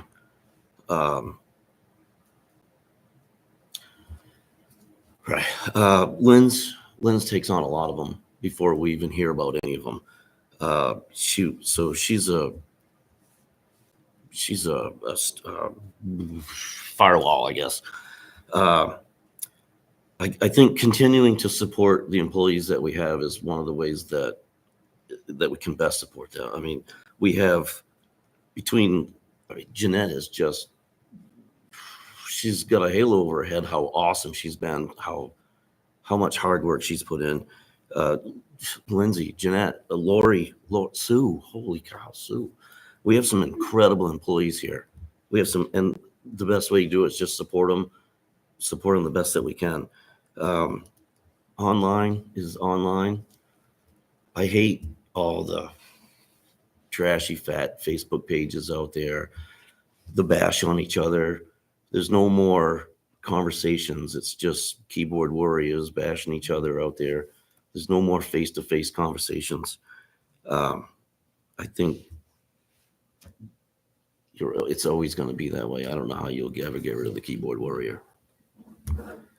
Thank you. All right, so we're on question 6, and we start with Joe. Got that right? Mhm. Double checking. Housing is an issue across the country. And the most affected by the lack of housing are the elderly and first-time homebuyers.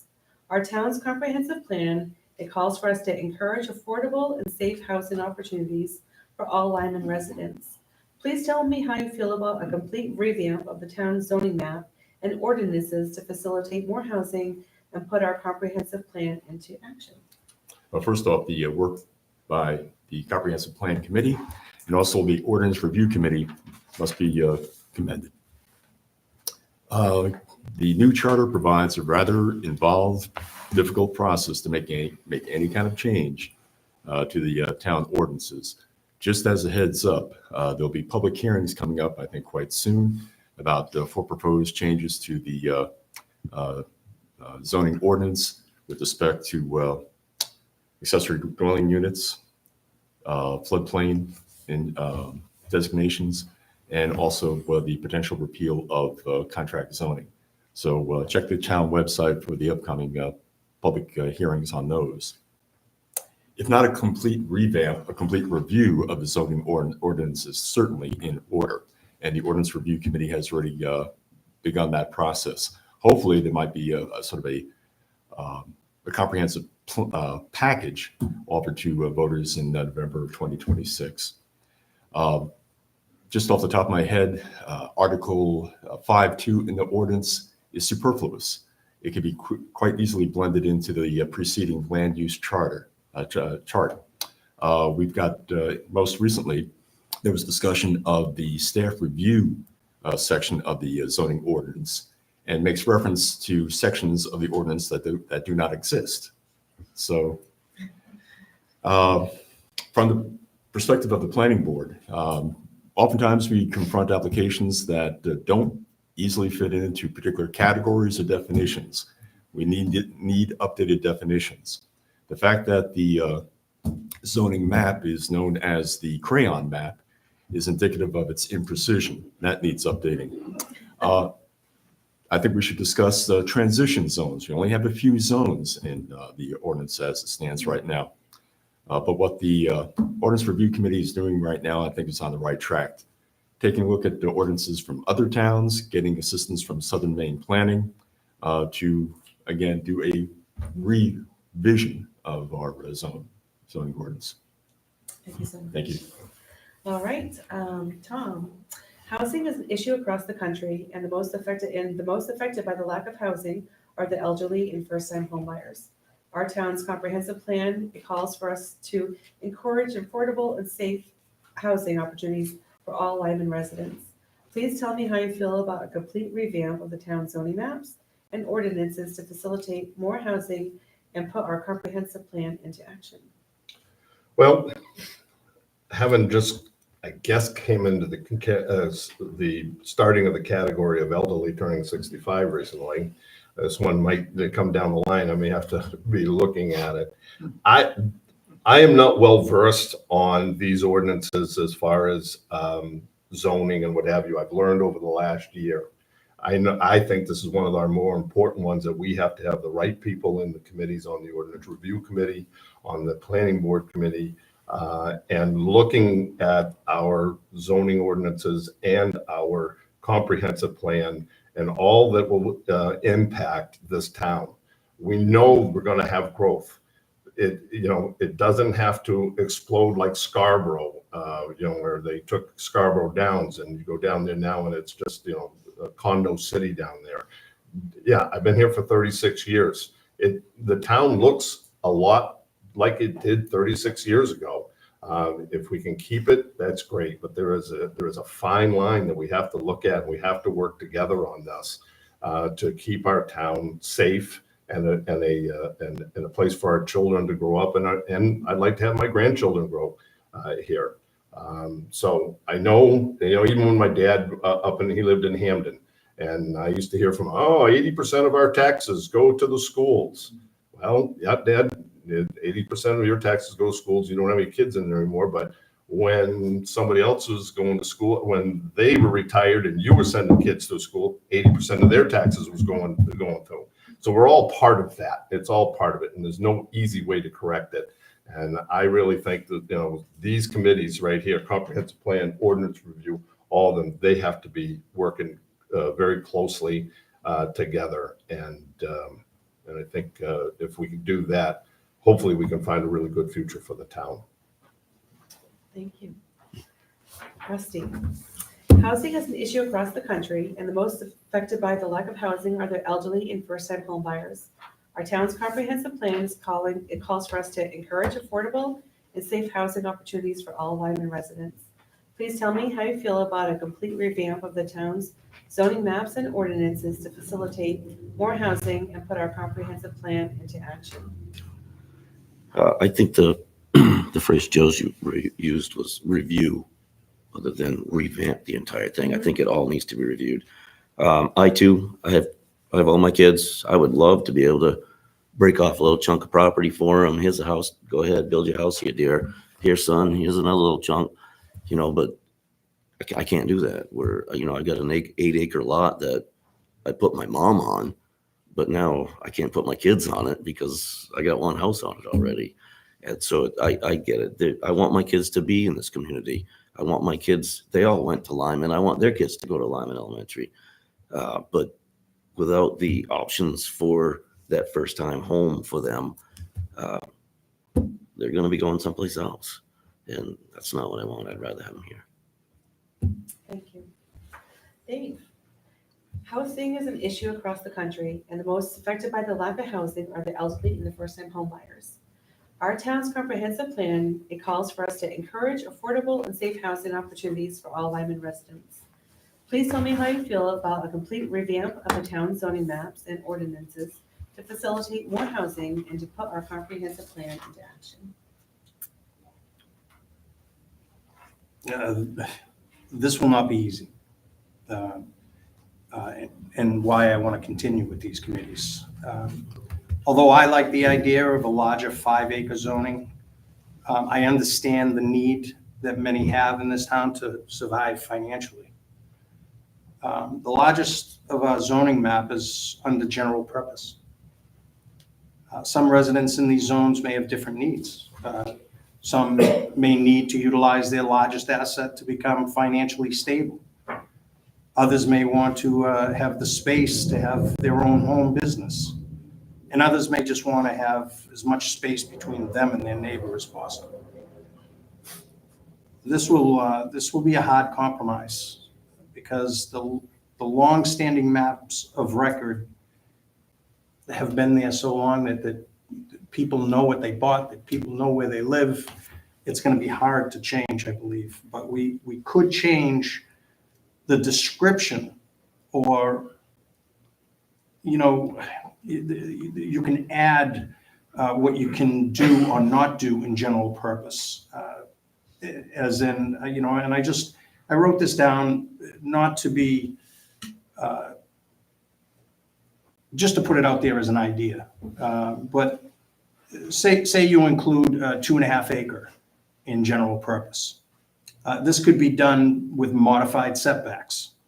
Instead of 40-foot side and rear, maybe you make the setbacks 100-foot side and rear with a certain no-cut buffer. That'll open up a lot of space if you qualify, and if you're in that, you can get the setbacks. If a resident chose to split their lot, maybe they wouldn't have the certain rights, such as a home business, for instance. This could be a compromise, not to make the existing neighborhood look overcrowded.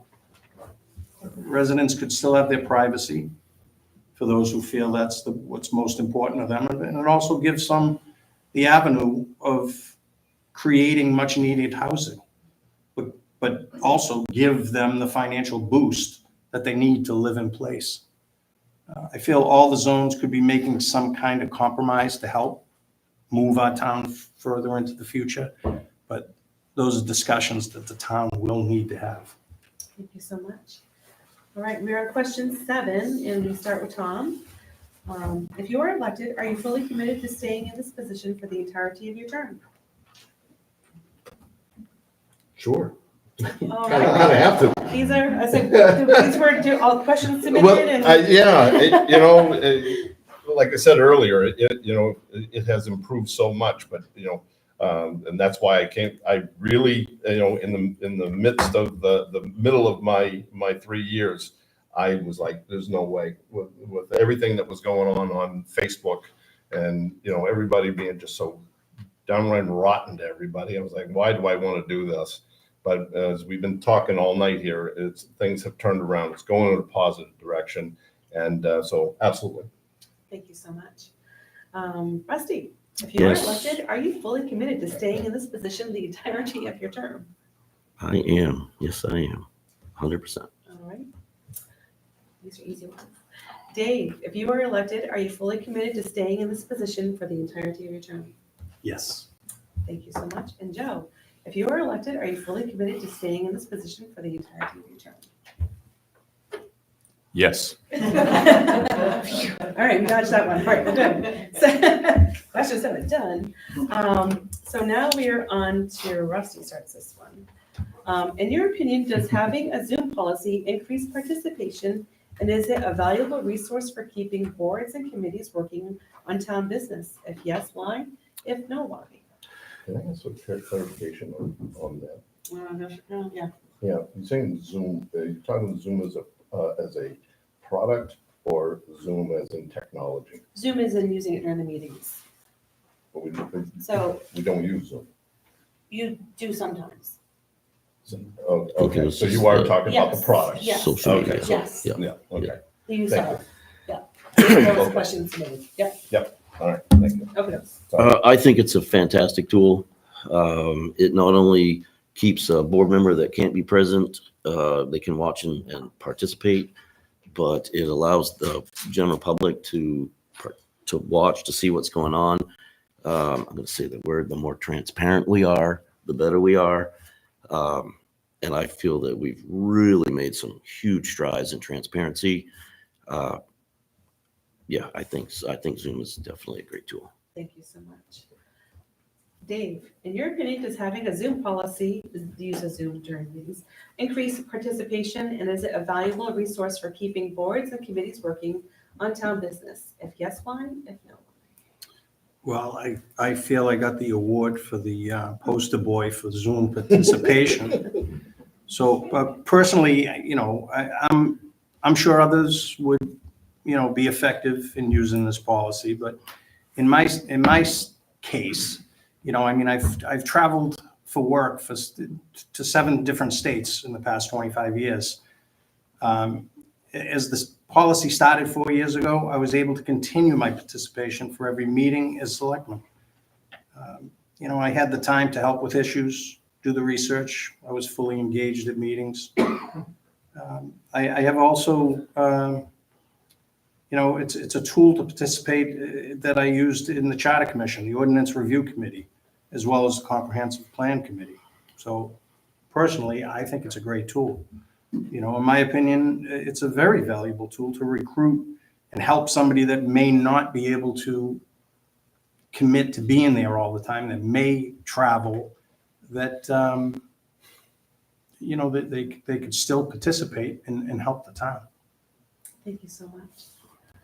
All right, Joe, in your opinion, does having a Zoom policy increase participation, and is it a valuable resource for keeping boards and committees working on town business? If yes, why? If no.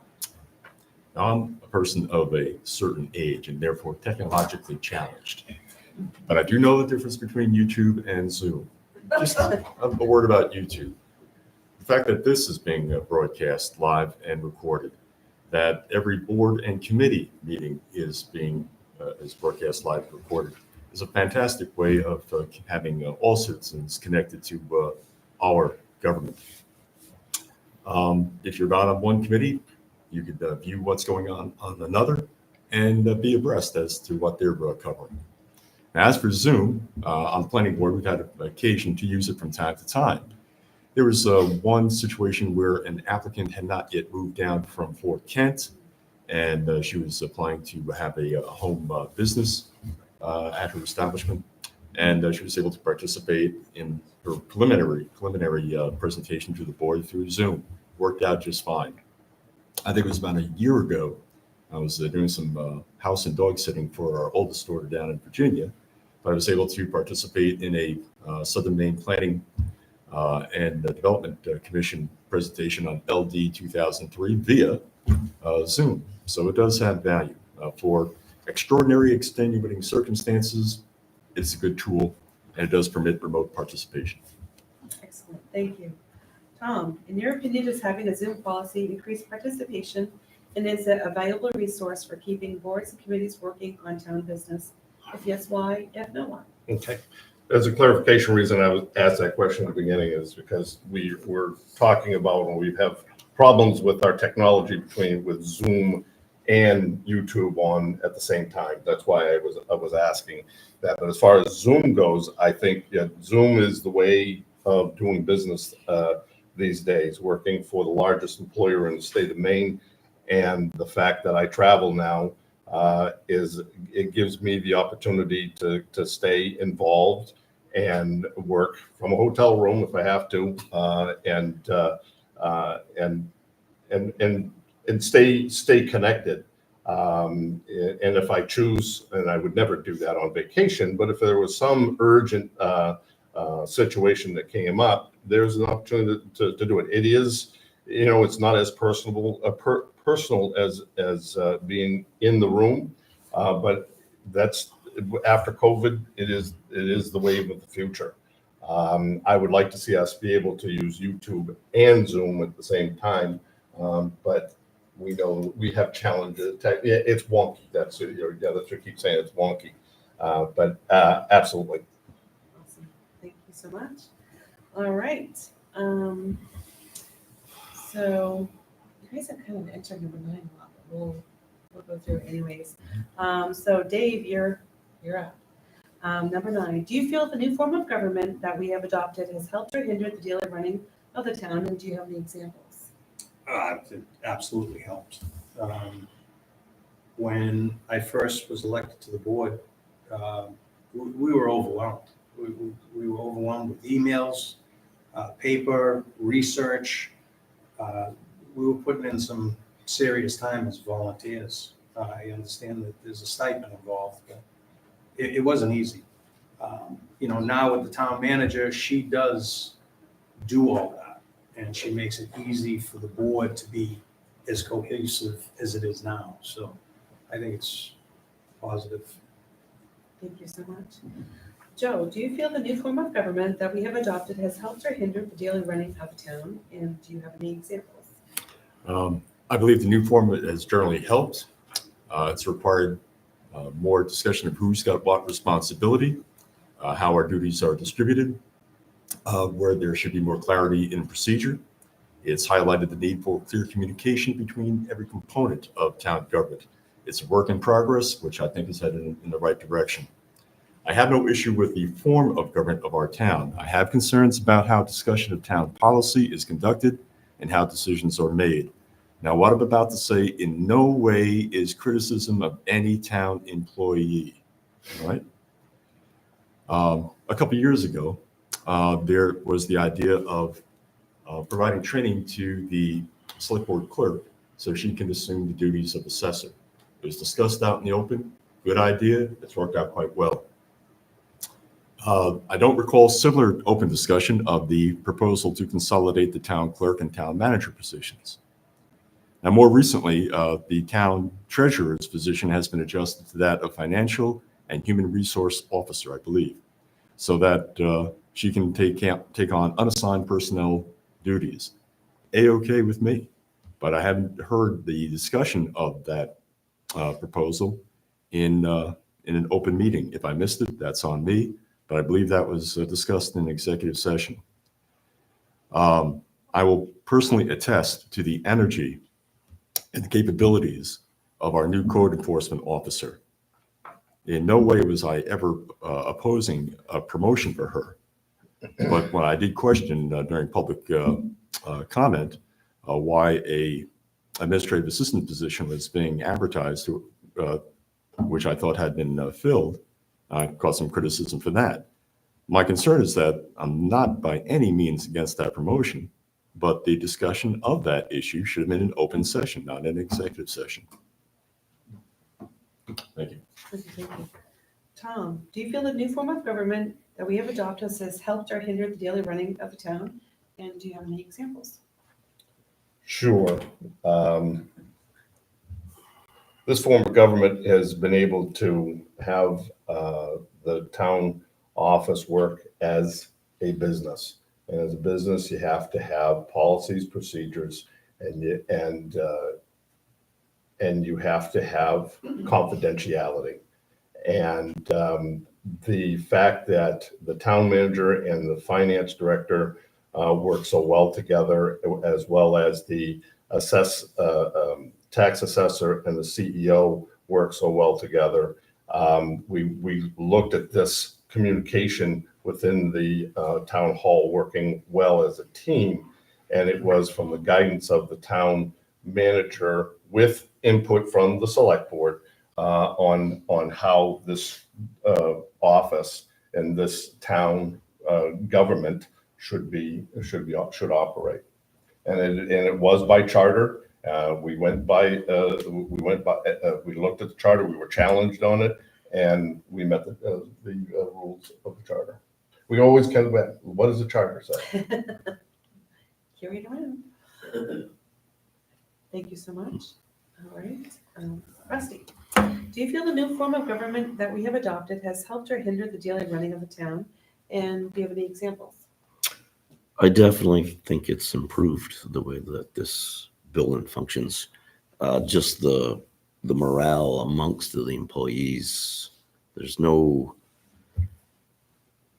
everybody's one group. They're all one family. There's no, oh, I'm gonna, like high school, I'm gonna be over here and you guys be over there. They're all one group, and they all get along well together. I definitely think that Lindsay, like I said, she gets things before we get it. She puts the fires out before we get it. We actually, in the budget, we've proposed a $500 decrease in our stipend because she has taken on that load, and our commitment of the hour and a half of emails isn't there anymore because she takes all those fires before we get them. And so, yeah, I think it's working great. Thank you so much. All right, so now we're on to question 10, and Joe, right? Okay. What is the number one improvement you would like to see in the town? Okay, first, I think we should acknowledge those who have already made improvements by contributing to our sense of community. The Cemetery Committee recently recognized with a Spirit of Community Award. Parks and Rec with all the offerings that they provide, particularly upcoming music in the park opportunities. The Lyman Historical Society for the research and the presentations that they have done that provide us with a greater understanding of our heritage and our legacy. These are just a few examples of the cultural richness that comes with citizen participation. So for me, the number one improvement I would like to see is even more citizen involvement and community building. Thank you. Thank you so much. We are on to Tom. What is the number one improvement you would like to see in our town? I think I want to piggyback on what Joe said as far as community involvement. Over the last year, and you should take a lot of credit for it on our surveys and getting information out onto the website and getting people's opinions. The recent one on when they wanted to have the town meeting on a Thursday night or a weekend. It's getting involvement from the townspeople, albeit it's a small number of people. Not everybody's on their computers, but that's the best way to do it now. And so community involvement, the things that are happening up at Bunganut, Chadbourne Field, I have seen over this last year, and you and Karen and others in committees, I can't think of everybody, so please nobody get upset with me for leaving out just because I can see you guys. Between Kennebunk Pond Beach and Bunganut, and like I said, Chadbourne Field and Parks and Recs, it's bringing more of a sense of community here more than I've ever seen before. I think it's great. Awesome. Thank you. Rusty, what is the number one improvement you would like to see in the town? I'll jump off half of my answer with you guys. It's like, I don't know how many of you guys, obviously most of you probably parents, every time I ever chaperoned a my kids' field trips, it was the same parents every single time. It was never anybody new. This meeting, the select board meetings, it's the same people every single time. Every once in a while, we'll get a new face here or there, but they're gone. We don't see them the next week. I'd love to see this room full. Maybe 3, 4 people are in the crowd. I'd love to see more participation from the citizens. I would like to see I want to see Bunganut. I'm really excited about Bunganut. I hope that we can keep going with these. I'm excited to participate in everything going on down there. So that's one thing I'd like to see go to. So Thank you so much. Dave, what is the number one improvement you would like to see in the town? I agree. Community outreach. There's a lot of talent in this town. And if people come forward, if we reach out and get the right people on these committees, and there's a lot that we can get done in the next few years. Wonderful. Thank you. All right, next question. We start off with Tom. What do you see as the town's priorities over the next 3 years? Excuse me. I think the comprehensive plan and our ordinances and looking towards the future of what our town is going to look like. I know Dawn's going out chasing the beer truck, but Dawn has had a lot of ideas in past times.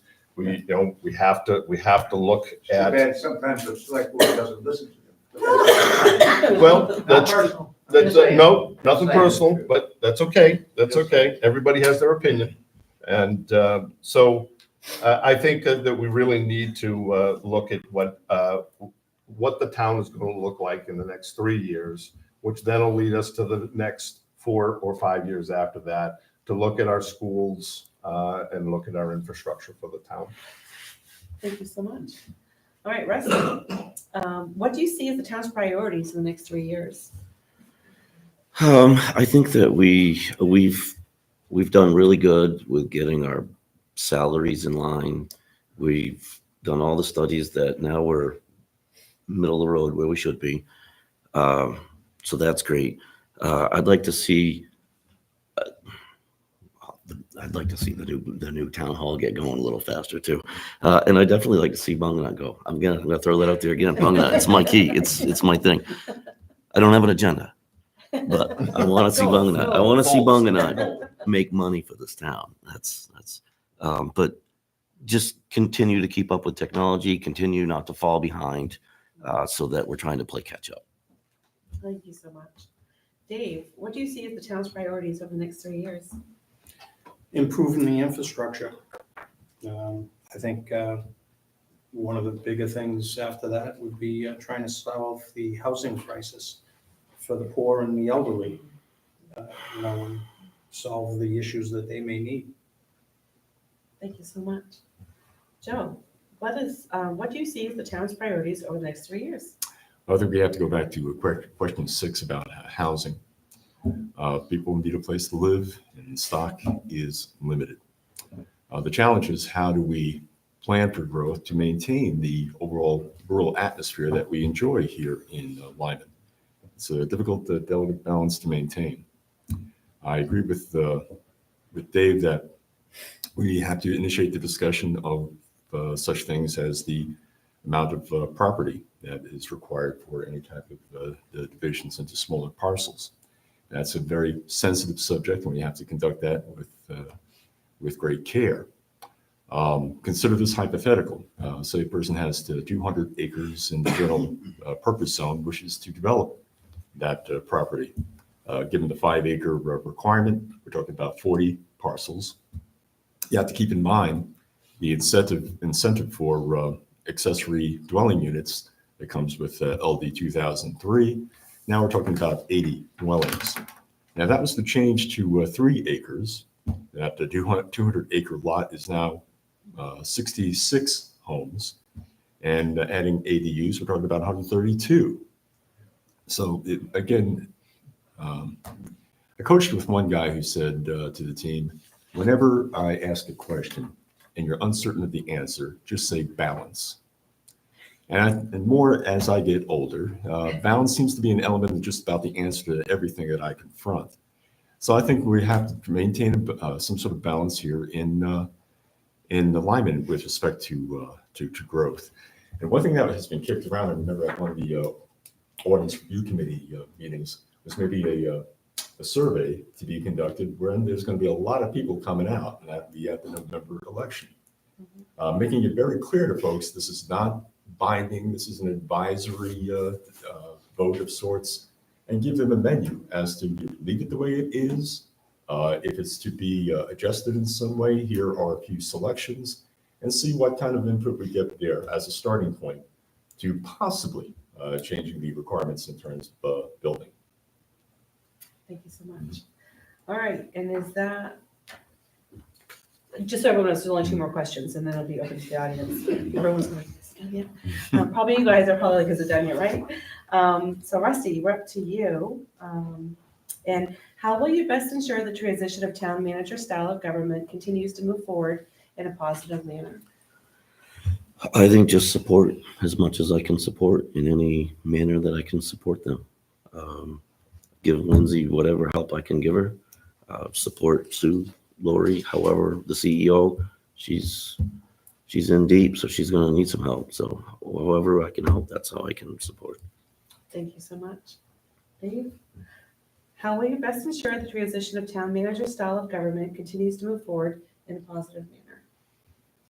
Well, to accept the positive changes that have been made to the policy and procedures, and to support the staff. Thank you. Joe, how would you best ensure the transition of town manager style of government continues to move forward in a positive manner? I think one thing to do is not burden the town manager with additional titles and duties. Running the town is more than enough of a responsibility. The town sentiment, I think, was expressed twice over in terms of the desire to separate the town clerk from the town manager's position. And public sentiment does matter. We had an example of that not too long ago when the select board conducted a public hearing about the proposal for having overflights for mapping purposes in the town. The reaction on the part of the audience was very clear and very, very convincing, and that idea was set aside. I think supporting the town manager would be best addressed by making sure that each department is sufficiently staffed. I believe in the upcoming budget, we have a situation where there is money set aside to provide some assistance to Lori, the assessor. And in a recent meeting that the planning board and the select board had, it was very, very clear that the workload on the code enforcement office is very, very heavy right now. And maybe some additional staffing there would be apropos. Again, I think the town manager is best supported when each and every department is sufficiently staffed. Thank you so much. Tom, how will you best ensure the transition of town manager style of government continues to move forward in a positive manner? I'm right there with Rusty, is supporting the staff and believe in what they're doing, and be involved in part of their decision-making process. They do speak with us as select board members and bounce things off of us. They are committed to do it by the charter. Some people think that we do things in a vacuum, but when they hear the real story and know the details of what was behind the decisions, they go, I guess that wasn't so bad after all. That isn't the way I thought it was going to be. Yep, that was a pretty good decision. The one thing that this government has, form of government has brought to this to the staff and to the organization here is confidentiality. And I think that has been one thing that has been so important from the town manager's perspective. She has put, and I say this in jest, but she's put us in our place. When we're up here and we have paperwork and we say, well, we've never seen that name before. She was, you're not supposed to know that name beforehand. It's confidential. We now have a process. So I want to protect that as much as I possibly can, that the process and support continued procedures being developed. Thank you so much. Last question, back to Dave. So what is the greatest challenge facing our town? Growth and having to deal with it, and having the discussion to make the changes that are going to be needed. Growth. Joe, what is the greatest challenge facing the town? I think the greatest challenge facing the town is the greatest challenge that's facing our entire American society. Disengagement, disunion, cynicism. If there is a therapy for division, I think it's personal engagement. I quite agree with Rusty. Face-to-face discussion, please.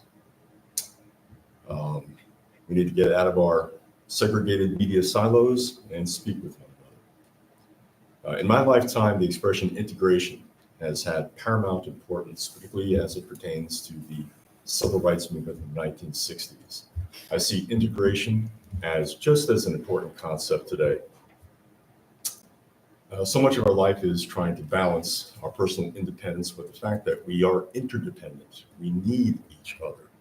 We're on this long, strange trip. We don't have to make it tougher than it already is. I think we should remember our country's motto, E pluribus unum, have the many, one. I think we need to talk about what does unite us. How does the Constitution begin?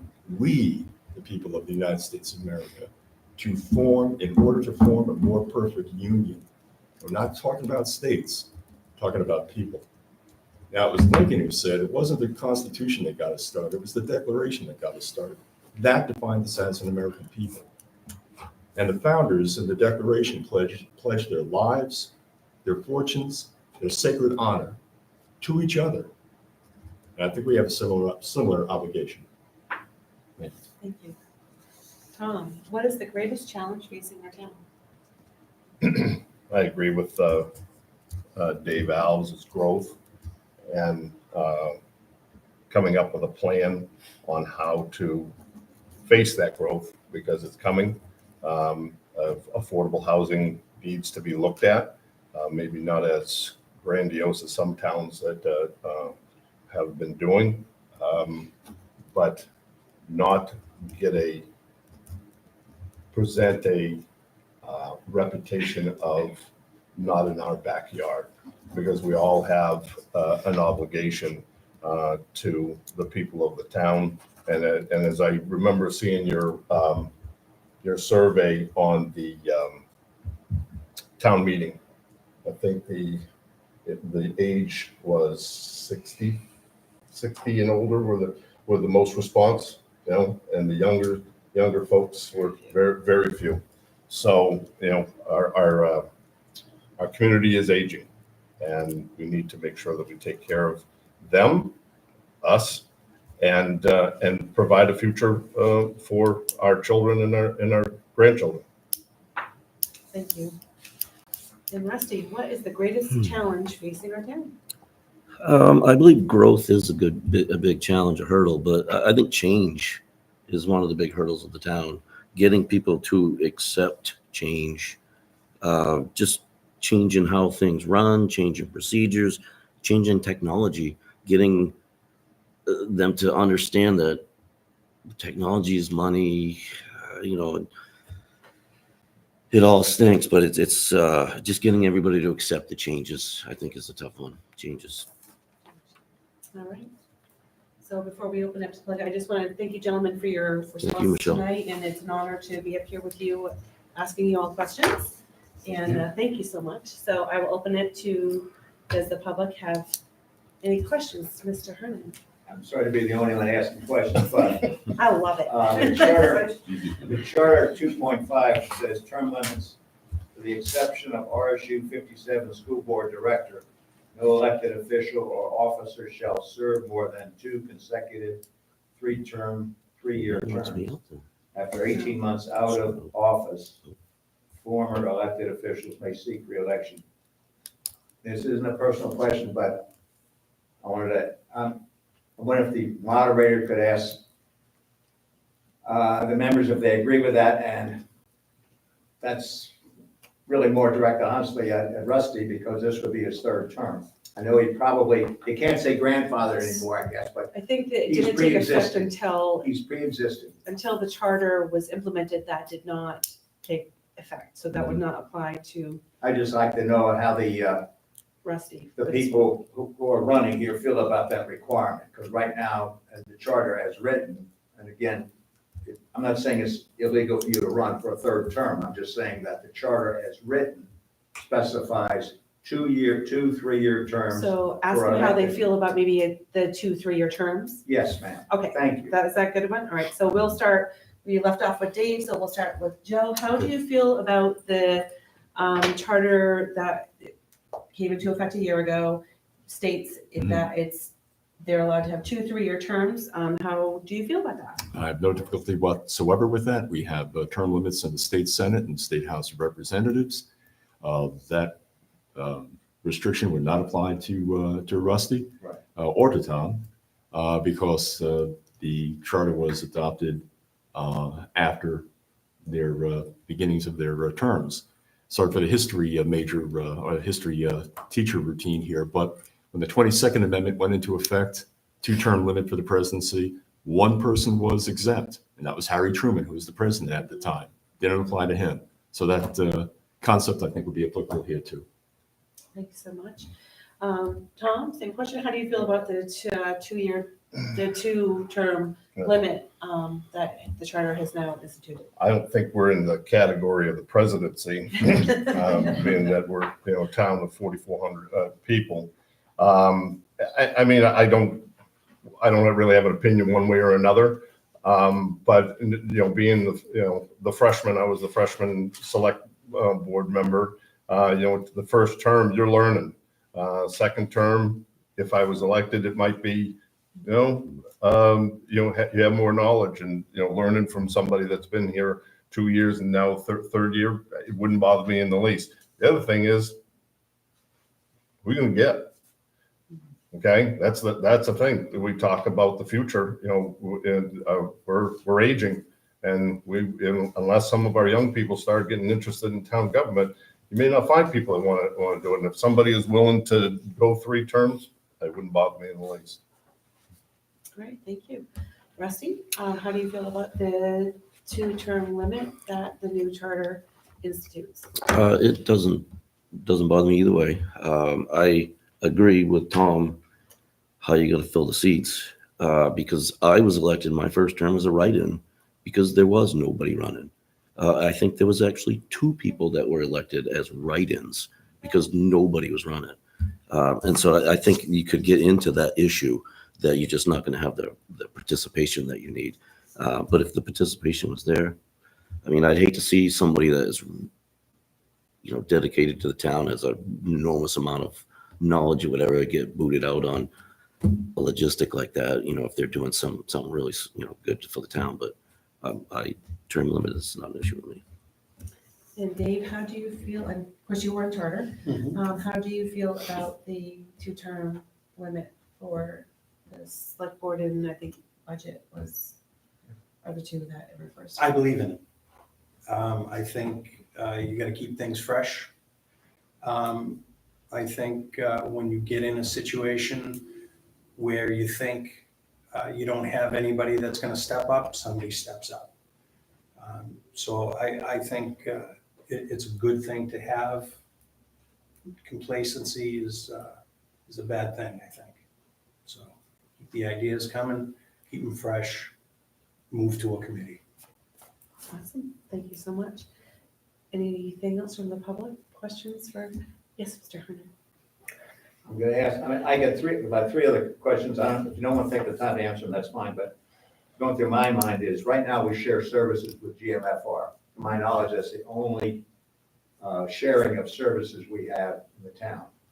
There may be others, but I'm not, except for electrical inspector would be another one. Okay, just as a general thought for the applicants, or for the people running, sharing of services should be I would think, considered more. An example would be, not to tell anybody, but I have a little propane group, 6 people.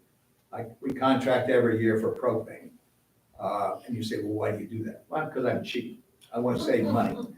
And we have been able to, this little 6-group people, we use about 5,000 gallons of propane. We've knocked, 20 cents or more, sometimes more than that, off a gallon of propane for the year. You have to sign a contract. And since my wife likes to be warm, and she's not listening, we use 1,400 gallons of propane every year generally. So you can multiply that out, you can see where my beer money comes from. So I'm just saying, sharing of services, and I don't know that the town I did mention this propane thing actually to Lindsay, because I think we're paying less than the town is, but that's just another thought. And can you share services? Right now, the only thing I know of is GMFR. And maybe there's some other ones, but I don't know that we're actively pursuing. I'm just throwing that as food for thought. Second point is consultant report. You said we did very well with the consultant report. Question would be, it may be a personnel report. We paid a certain amount of money for that. The town, we taxpayers did. Is that report open for town residents to read? Because you say, no, it's personnel. I thought you said we did very well on a report. Yep. An example. So we'll take question 1 real quick, and then we'll go question 2. So you want to give me all 3, and then we'll go? Okay, and the other one was employee evaluations. I know, it sounds like I'm just sitting here to complain, but the planning board has been very interactive with the previous code enforcement officers and the code enforcement assistants. To my knowledge, I've been on the planning board since '08. I don't think the select board or the town manager has ever asked for any kind of input on, you say, well, you guys, they don't work for you. No, they don't, that's true. But they sure as heck work with us. Mhm. And I don't know why there can't be more reach out and say, give us your comments, and I tell you, they'd be damn positive in most cases. But I feel, well, are they getting their due respect when they work with 5 members or 6 members, counting alternates? We see them every 2 weeks. We see all the applicants. We go through a lot of work together. And if they do a good job, I'd like to see them rewarded, but, and sometimes we try to give comments. I don't think they've been accepted. That's a memory, but my memory is not good anymore. So that's one of the reasons my term on the planning board is ending. But in any case, that's my thought. I just think that the town ought to be looking to getting more input on employee performance, and without degrading confidentiality, if that's possible. Because you're probably missing a lot of positive comments. Maybe you're not, but, it doesn't hurt to ask. That's my point. So your middle question was, number 2 was just quickly. Well, we had a consultant report, Okay. said we did very well on. Okay, so I will go through this real quick. Number 1, I will kind of, from what I know and what I remember, the consultant report was put out there and Was it? posted. Is it on the website? I'm pretty sure it was. Maybe I It is, missed it is available to the public. I do I'm know that sorry. just because I looked at it and I watched the meeting. What's it under, That I don't remember. I read it. Yeah, Yeah, I didn't get it here. okay, all right, my bad. so that is there. So we can scratch question Scratch 2. that off. So I'll go down, I'll start with sharing of resources. So Tom, you're first. What's your thoughts on sharing of services? And should the town be looking for more shared services with other towns nearby? I'm not opposed to that whatsoever. And, the way the fire department is set up with Dayton, works well. I mean, we're 70-30, percentage wise, going, it works. I don't know of any other shared services, but it's worth talking about. It's worth I would bringing. think that there should be a buying group, for example, for the towns. We got 4,000 people, we're a small town. Yep. People buy the same services over and over again. Yep. I would think there ought to be, maybe this is done at a county. I don't see the county doing a darn thing for us, frankly, except sitting there and taking our money. But, Yeah, I don't It sort of know. bothers me because we're all little stovepipes here. No, Rusty, what do you feel about having shared services amongst a town or towns? I think if there's an opportunity to save a buck, let's do it. By all means, if we Something we should can, be looked if, into? if combining whatever service with another town will help the tax burden, then, Yeah. yeah. Dave, what do you feel about shared services amongst towns? I think it's a great idea. I believe we've talked about that in the past. I think it should be looked into for one position. I mean, it's nice to hear that Joe will volunteer to help write grants. But what do other towns do? They pay for it.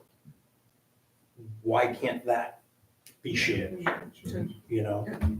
So I think it's a great idea. Excellent. Joe, how do you feel about shared services amongst town or towns? All for it. I think we, to some extent, already do it when we purchase sand. Isn't that something through a consortium Yes. with other towns? Yeah. And we are a member of EcoMaine as well, so that's another example of at least in some degree of coordination with other municipalities. So there you go.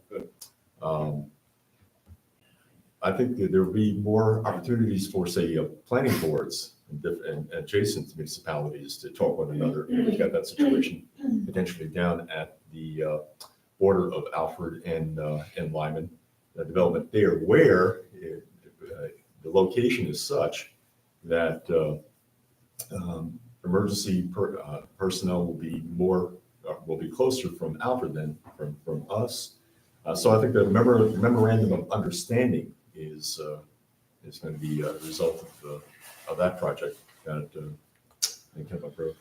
Thank you so much. So I think we start with Rusty now, and so let me get kind of with this. So how do you feel about employee reviews and say, for instance, if you have a committee that works alongside an employee that's designated, for instance, like the CEO or the treasurer working with the budget committee, do you think there should be input from those committees or boards via survey or interview with the town manager for input? I think that in fairness to the town manager, once this, hopefully if this budget season passes, then she'll have the tools to do the individual evaluations, and she'll have the tools to be able to award money by how good you've done. I definitely think the evaluation portion is super important, and we've really never done it. It's always been just pushed aside, and no one's ever got a review. And she's going to start doing it, and I think it's going to be helpful. Do you think the boards and committees that work with I do. these particular employees have? I do think that just for due diligence, I feel that she should be reaching out just to get input, because, you know, I was in charge of 15 people, but 3 of them might have worked at night that I might not have worked with very much. And so I need to talk to my nighttime supervisor just to how they do it, you know, so yeah, I agree. Yeah. Thank you. Dave, how do you feel about employee reviews and input from boards or committees that work alongside an employee for that information to be gathered? Important. I think it should be done, and I have no doubt that that's also been discussed. And I'm sure it'll be implemented with some sort of policy and procedure in the near future. Thank you so much. And Joe, how do you, I'm hoping I'm phrasing it the same each time. How do you feel about employee review and the input of committees or boards that work alongside an employee to be able to give that information towards a review? Excellent suggestion. I would say publicly that Julie Lemieux, for example, is just absolutely aces. She's been fantastic in terms of her support for the planning board, and that type of input should be directed to the town manager, and it should be part of her evaluation. Thank you so much. Any other Me? questions? It's my turn. Oh, geez, I forgot. One more left. Right. Do we have to talk about this after? We will, I know, the gavel. Tom, how do you feel about employee reviews and input from boards or committees that work alongside employees to be used towards those reviews? I think employee reviews are very, very important for the employee. I can tell you, I still have my employee reviews from my Air Force days. And I use that to look at myself when I was a youngin' compared to how I'm doing now. I think that's how important I think they are. I think we should give the town manager a a little breathing room and a chance to develop this. I know you said there is none that ever been done. I think Yeah. there's some, there was never really, a It's never process, it was, and I use the term righting the ship. That's what we've been trying to do. We've been trying to right the ship, and we have, or she has, a process that's coming into place for employee evaluations. I think it's important for committees to have input. She can figure out how to do it, a Survey Monkey, or send something out, via email or whatever. But absolutely, for any and all committees to have input, absolutely. Excellent. All right. Any more questions from the board? Yeah? I'm just gonna throw this out. Hey, with all that Lindsay's doing and whatnot and going future, do you think that we should still have a 5-man selectman board rather than a 3-man? So that's gonna go to Rusty, I think, so, right? Nope. Nope. Is it back to Dave? Yep. All right, so how do you feel about going from a 5-man select board to a 3-man select board and you having a town manager? I thought one way, I thought the 3-man, go back to the 3-man, but we had a lot of discussion at the charter in regards to this, and it was, we felt it was best to stay with the 5. So I'm not going to be able to recall all the discussions we had, but that's what we ended up with. That's what I'll commit to. Joe, how do you feel about changing from a 5-man select board to a 3-man and you having a town manager? Well, just from a practical point of view, excuse me, it would require a change to the charter. I understand that. No, I Yeah, that's understand. It's a just- very high bar. I think 5 individuals is an appropriate number in terms of providing a bit more in the way of perspective, allow for more difference of opinion, maybe some unique points of view that 3 individuals would not be able to come up with. Thank you so much. Tom, how do you feel about going from a 5 to a 3 and you having a town manager? I was involved in this discussion recently, and I think we need to stay with 5. I think from a diversity perspective of getting different points of view and experience. At one point in time when I was sitting here, I was the only one that was working for a corporation, and I was looking at Rusty self-employed, and everybody was self-employed. Now we have 2 people working for corporations, and one working for the town and self-employed. Give you different perspective on how things can be, and give good opinions, and building that team. I think 3 would be dangerous. You wouldn't get that as much diversity. Rusty? I agree. How do you feel about going 5 to 3? I think we need to stick with 5. I think 5 is the magic number. I have to agree that the diversity of all of us, everybody has a different wheelhouse. And I think the 5 bring a lot to the table. And so I would stick with 5. Thank you. Any other questions from the public at all? Anybody? Is that it? I'm quiet, thank you. No, Thanks for putting up with me. Thank you all for coming to meeting tonight. And Three we're minutes gonna do blurb. closing statements really quick. Oh, no. 2 minutes. I'll do that, We'll yeah. start, we'll go, who did we move off with? Dave was the last to start? So we'll start, go down. Very short. 3 minutes. Mine's short too. I'll do it in Okay. What are we supposed to say? 3 minutes closing. Oh, cool. Yep. Getting involved with the town has been very rewarding for me. I've learned a lot. I've met a lot of great people. And it brought a service that I've never done before. And I'd like to continue that. I'm here to help. I have no agenda. That's it. Under a minute. Under 30 seconds. There you go. Joe? But thank you for all who contributed to this forum. Thank you, Madam Moderator, for conducting the proceedings. Folks, particularly those out there in TV land, please be involved. Please vote. please attend town meeting on June 13th, Thursday at 6:30 at Lyman Elementary. I know it is hard to get involved with family obligations and economic realities.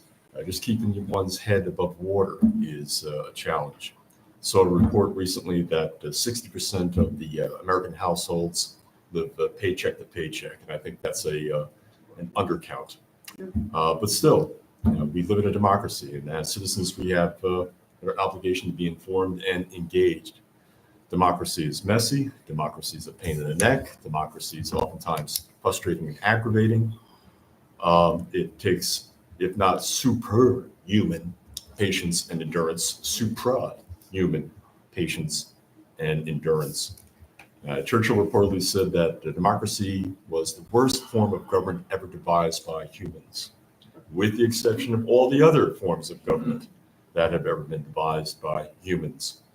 Working together is difficult in a polarized political environment.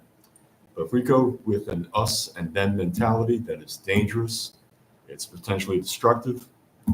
It leads down a path to dehumanizing others, our neighbors, our fellow Americans. Now, collective self-government is based on individual self-government. And it's been said that this experiment in collective self-government, its principal goal is to keep the experiment going. And that requires each of us to pitch in some way. So please pitch in. Thank you. Thank you so much. Tom? I'd like to thank everybody for staying here so late and listening to us answer these questions, and hopefully gave you some insight of what we're all about.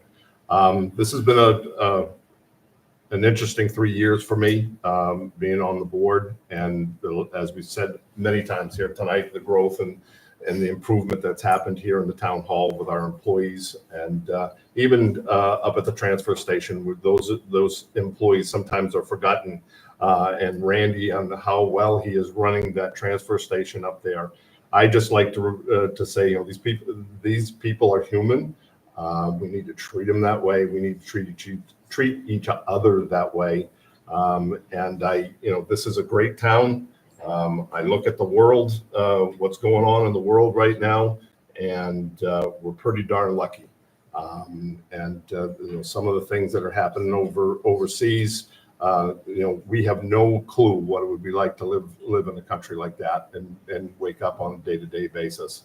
If we can put down our petty differences, work together, we can get to a point where we can have affordable housing, take care of our elderly, get better schools. But it's going to take a community to do it and to build it. Thank you. Rusty? Thank you, Michelle, for doing this. Thank you to everybody for being here. It's great to see actual people. I'm not a politician. I'll be the first to tell you. I don't have the smooth words. I've been doing this for 6 years. I've been the chair for a year and a half I'm not really sure how long, almost 2. We've done some great things, some absolutely great things. We've helped some great people. I've met some fantastic people that I wouldn't have met if I hadn't been doing this job. So I just want to continue the progress that we're going. We're making great progress, and I just want to be a part of it. Thank you. All right. And that concludes this evening. Thank you all.